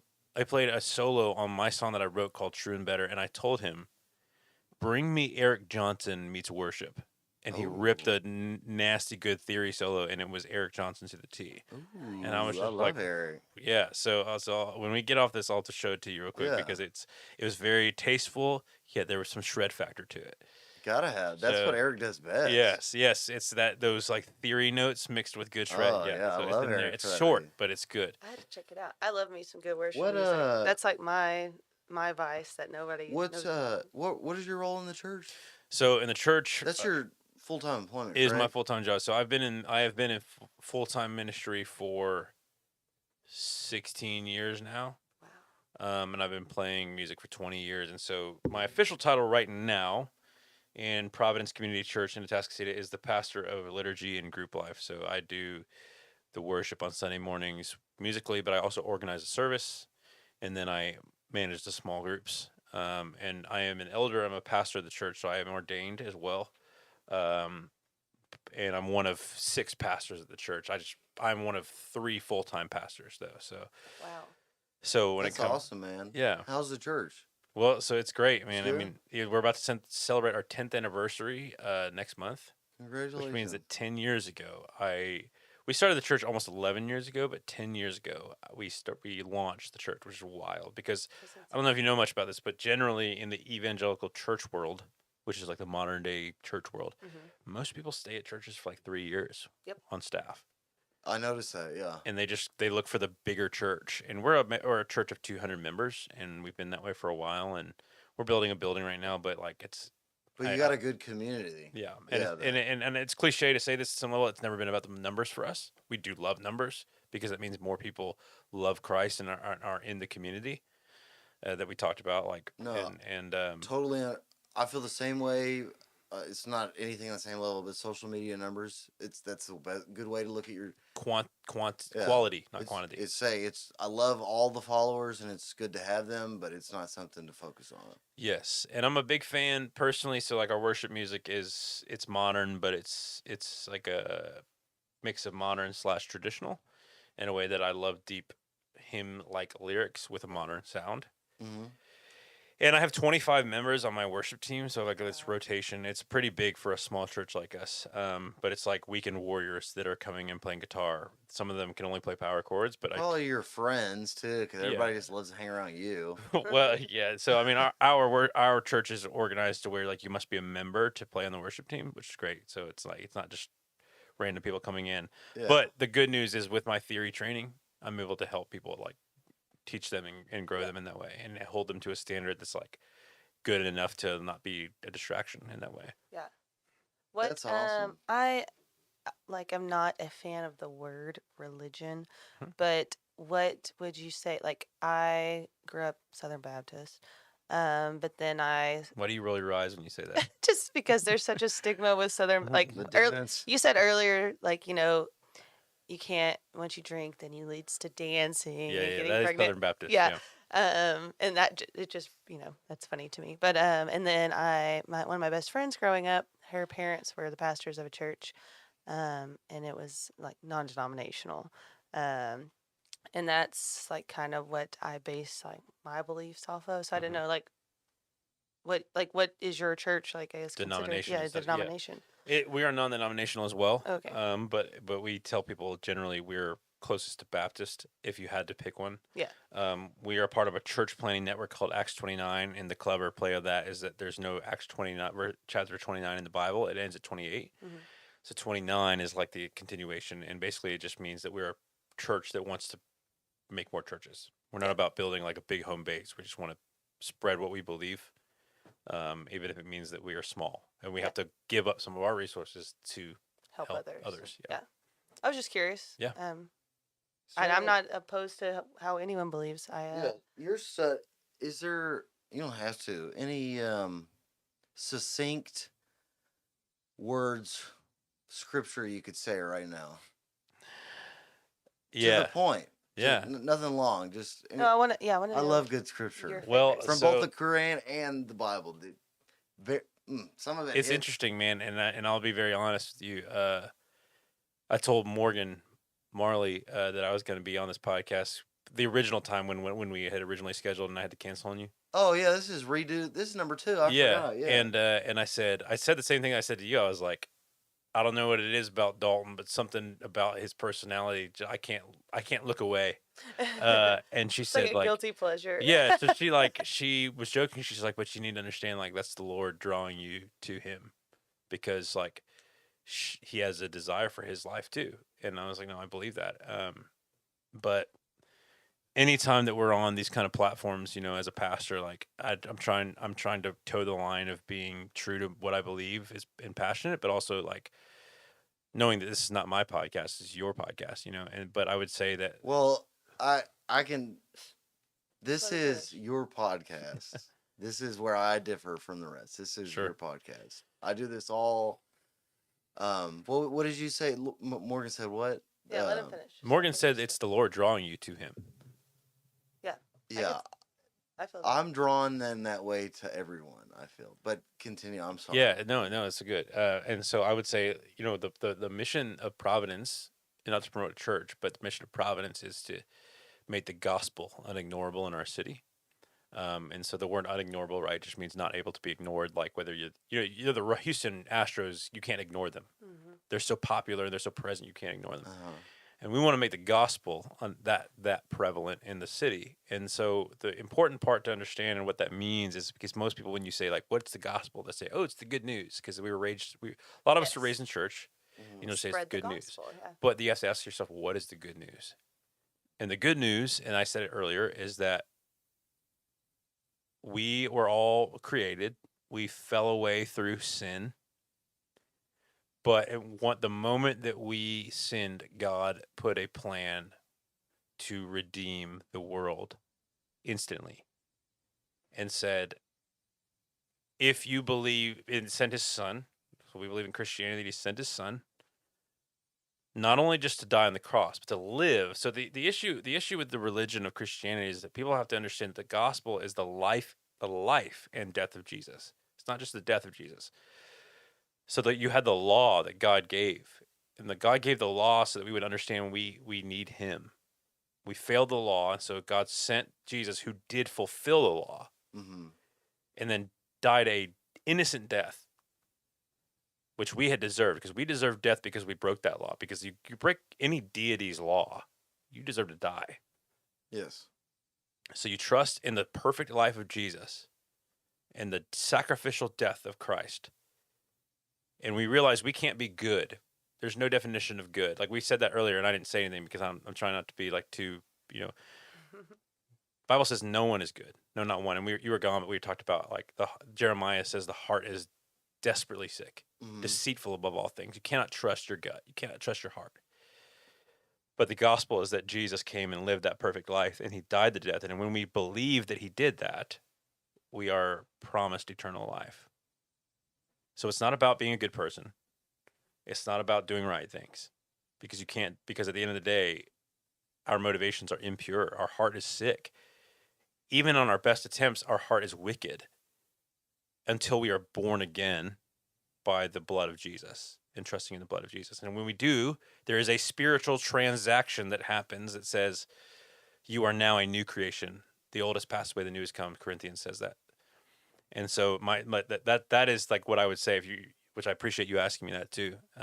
The gospel is that Jesus lived the life we couldn't live. He died the death that we deserved. I love gospel. Good gospel. Yeah, absolutely. And so, but it's important, the distinction of the gospel is the idea and the fact, in my opinion, that Jesus lived, died, rose for our eternity. And so throughout, we go back to the original topic of COVID. Throughout this entire time of me suffering and weeping to my wife, Absolutely. I placed my hope not in the present, but in the eternity. Yeah. To say that, okay, Lord, the path that I feared most, you chose, that you felt like it was what I needed to go through. Because I was trusting in my own self-sufficiency, in my ability to do whatever the hell I wanted to do because I'm a successful dude and I can do what I want. But you had to get my attention to say, like, no, like you need me. Wake up. I see that in you telling me that now, and I believe that wholeheartedly, and am glad that you said that on this podcast, because in that same vein, you spreading this message and me wanting to hear it recorded to people, if you help one more person with the insight you had because I released this or they were listening, that's it right there. Yes. And I feel that obviously That's the whole point. not nearly as succinct, but I do feel that. And that's why I do get a lot of, a lot of people would say, don't talk about these things. And thank you for saying that, because I couldn't imagine, dude, that how bad that felt. But I mean, you're great now. We're good. Yeah. And thank you for telling that, because there are a lot of people that are scared to talk about, who probably are going through similar things. Yeah. And I think the more we just talk about it and you just preach the word like that, like in the moment, you suffer, but Well, I'm a firm believer that, or I've always said this, that like God's going to give his hardest battles to his strongest warriors to bring them back. Like you said, put your eyes back on the prize, and he's the prize. Yeah, that's the story of the cripple who begged him, who saw him heal people, and he begged him to heal him, and he told him, Yeah. no, like, you don't understand it, but we trust you in the fact that, I don't know the scripture, but Well, it comes back to an eternal mindset, and to like land the thought for me and you guys. I mean, I'm sure you're similar in certain ways. Like, you work your ass off in life, and you work hard, and if you have kids, if you're listening to this, like, you sacrifice for your kids. And with the church, the church is an interesting culture because most of it's based on volunteer work too. Not by me. I mean, I'm paid, but I know and I believe that Christ, the Lord, sees every bit of my effort that no one else sees. The tears and the labor when I'm randomly up at the church on a night that nobody knows I'm there because I have to fix things or whatever, so that they can have their Sunday service. or I'm in the hospital or whatever, I believe so fully and so wholeheartedly that one day I will see Jesus face to face, and every bit of that will be worth it because he understands and he will know. And so I have a tattoo right here that's a hand mirror. I wish I could show it, but actually I probably just will show you because I think it's Yeah, important. let's see. Yeah, let's see it. Unbutton here. You know, let me put the spotlights on you real quick. Yeah. You have a lot of nice tattoos. Thanks, man. I get them done down in So East now, End down see south. see I was how gonna good, ask where you got them because I want one actually how good they for turn out when Austin. you So. like think about like What's put that? forethought into them. Well, And, well, just go that's to what most people do. So. Okay, so You scared me, Toby. Sorry. now all right. So you can see this tattoo right here. Oh yeah. So it's a hand mirror, Mm. and it's surrounded That's by a- marigolds. Uh-huh. Right. So this is 1 Corinthians 15, 1:15. I can't remember exactly the verse. For now we see through a mirror dimly, but then face to face, and we will know God fully, just as we are fully known. My wife and I in 2021 miscarried our Great third child, scripture. and that was the third child. And I remember when she called me screaming one day because we found out we were pregnant, and we were with our third child, and we had at the time like a 1-year-old, and we're just like, oh my God. And by the end of the day, I was sold out. I was like, yes. At first I was like, oh my God, finances, everything. What are we gonna do? But by the end of the day, I was just like, yes, another soul to love. And then we lost the baby at like 11 weeks, and it was going to be born in October, which is Marigold is October birth month. And this was basically just saying like right now is a taste of what's to come. And so right now I don't know, I don't fully know, but he fully knows me. Christ fully knows me, but one day I will fully know. Because for now we see in a mirror dimly, but one day I will see fully, and I will know everything. I will know why he did these things, and I will know.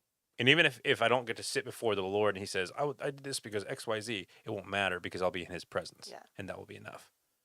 That is the point right there. That Yep. statement, yeah, is That's think that's it's like be- mine. Like I believe that everything happens for a Yes. reason, and I probably will never know, but one day it's not gonna matter. Like I know that he's the reason. Yeah. Like even not even wanting answers. Well, that was what I was looking for. Thank you. Yes. I wish Absolutely. I need more people of the church on this podcast. I love good. You should I- invite Morgan onto this podcast. I'm sure she'd love to talk Will- to you about all these Will you things. come back? I would love to come back, man. Yeah, Yeah, come please back. do. You and her come back. Yeah, She yeah. will. She would love to be on here too. Yeah, I'm not a bad. I mean, y'all should I'm come not back. I have no agenda. Really, I what like you- to hear nice people talk. At some point, my suggestion is get my wife on here. You guys can reminisce about old times. My wife is Well, that's what I was associated. I thought I went to high school with him, but I guess I was just projecting that I went to high school with your wife. my wife is a character. She is Do I know very that? strong, very sassy, I like that. intense. So That's what I remember. my wife has had my wife has had to also learn to live with me. Don't button your cord inside your shirt. Oh, my fault. There you go. Uh, I mean, you can, but Had to learn. I'll just leave it like this. She's had to learn to live with me, so her intensity over the years has arisen. She's hilarious, but she's strong. I mean, she's been through a miscarriage it. herself, and Yeah. everything like that. And she had to care for me as I went through all that stuff too. Give birth to two She's children. a good woman for that. Yeah, Though. she She is. took care of you, huh? She's the greatest, and Yeah, she's a good. That's the kind that. See, all you lame dudes who are lonely and can't find a girl, you've seen 2 hours of a great. takes one to get one. Yeah. I was gonna say, of a good women great- are forged. Yeah. too. Yes. And most of you dudes who are with these ladies of the night would leave you. That's one way to put it. Yeah. Well, they would. They would leave you at the first sign of hardship. And take example, man. I mean, I got one right here. Like Mhm. that's a lady of the um, night. no I a was good like, what? woman. You really got to find a woman that will take care of you at the worst, because it's easy to have fun when it's all good. Dalton said that's what sold him on me was one time he was sick when we first were It- hanging out. Like the first Come couple on. of times we hung out, he said he didn't feel good, and I was like, okay, well, if you need, can I do anything for you? Like, he was texting me, and I was like, is there anything I can do? Like, can I pick you up something? And I lived in Dayton, Mm. and he lived here. And I was like, I can bring you like some food, or if you need medicine. And then he was like, well, I really could go for some soup. And so I drove and picked It's a him up good soup woman. and brought it over here. And he said, from that moment, like he knew, like Nice. Yeah. that's her. But Kitchen just said, well, earlier he asked, he said, tell him to play a song. But then he said, I need to be educated on church stuff because IDK, what the hell y'all are talking about? go to church. Ryan, you definitely do. Oh, Who's shut Kitchen? up. His name's Ryan. Ryan Ryan? Kitchen. best His last friend. name's Kitchen. Okay. But we just call him Kitchen. He went to school in Liberty with my brother and I. He's my brother's, or he's probably, yeah, him and Zach are the same age, so around your age.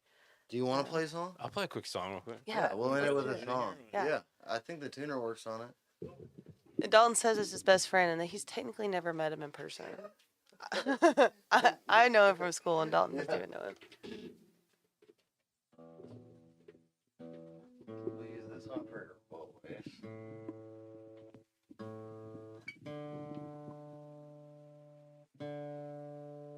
I think this is going to be one of our longest shows. I was wondering about that because I saw somebody else bragging about the longest podcast you did. Jeff And Canada. it's only 9. Thank you for getting here early. I love early Well, I appreciate it podcasts. because I'm not a night person, so. Yeah. Dalton is a creature of the night. I don't like to do podcasts. Alright. I'm just gonna play. I'm not. Maybe I'll do this one too. Kitchen said best friends forever. Absolutely. Grab this. Funny. I feel like it's Jerry. Can you like? He's fine. Man. No, I wanna. I'm trying. Brendan sings good. I want to get a good report.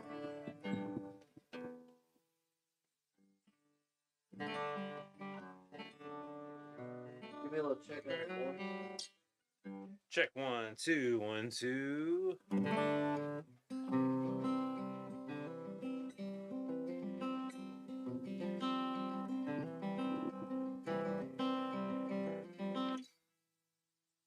Alright, so I'll just play in the spirit of Kojo. I'll play a Kojo song. Yeah. Hell yeah. This won a Grammy yesterday, so I'll play Till You Can't, Oh, or at least a little bit of it. I'll play maybe a little Two- snippet. little snippet. anything you want to This give is me. also half step down from the original key, and which I'm grateful for. So.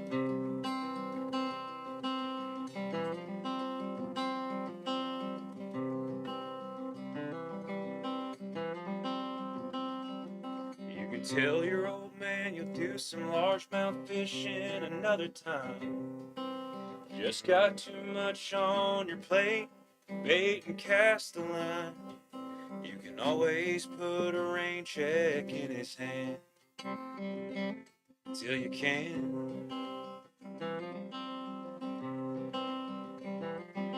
You can keep putting off forever with that girl whose heart you hold, swearing that you'll laugh someday further down the road. You can always put a diamond on her hand till you can. If you got a chance, take it. Take it while you got a chance. If you got a dream, chase it. 'Cause a dream won't chase you back. If you're gonna love somebody, hold them as long and as strong and as close as you can, till you can.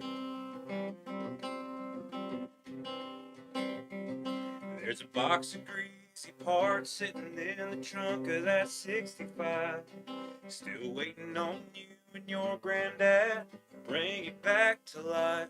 You can always put around it, always get around to fixing up that Pontiac till you can. If you got a chance, take it. Take it while you got a chance. If you got a dream, chase it. 'Cause a dream won't chase you back. If you're gonna love somebody, hold them as long and as strong and as close as you can, till you can. Oh, until you can.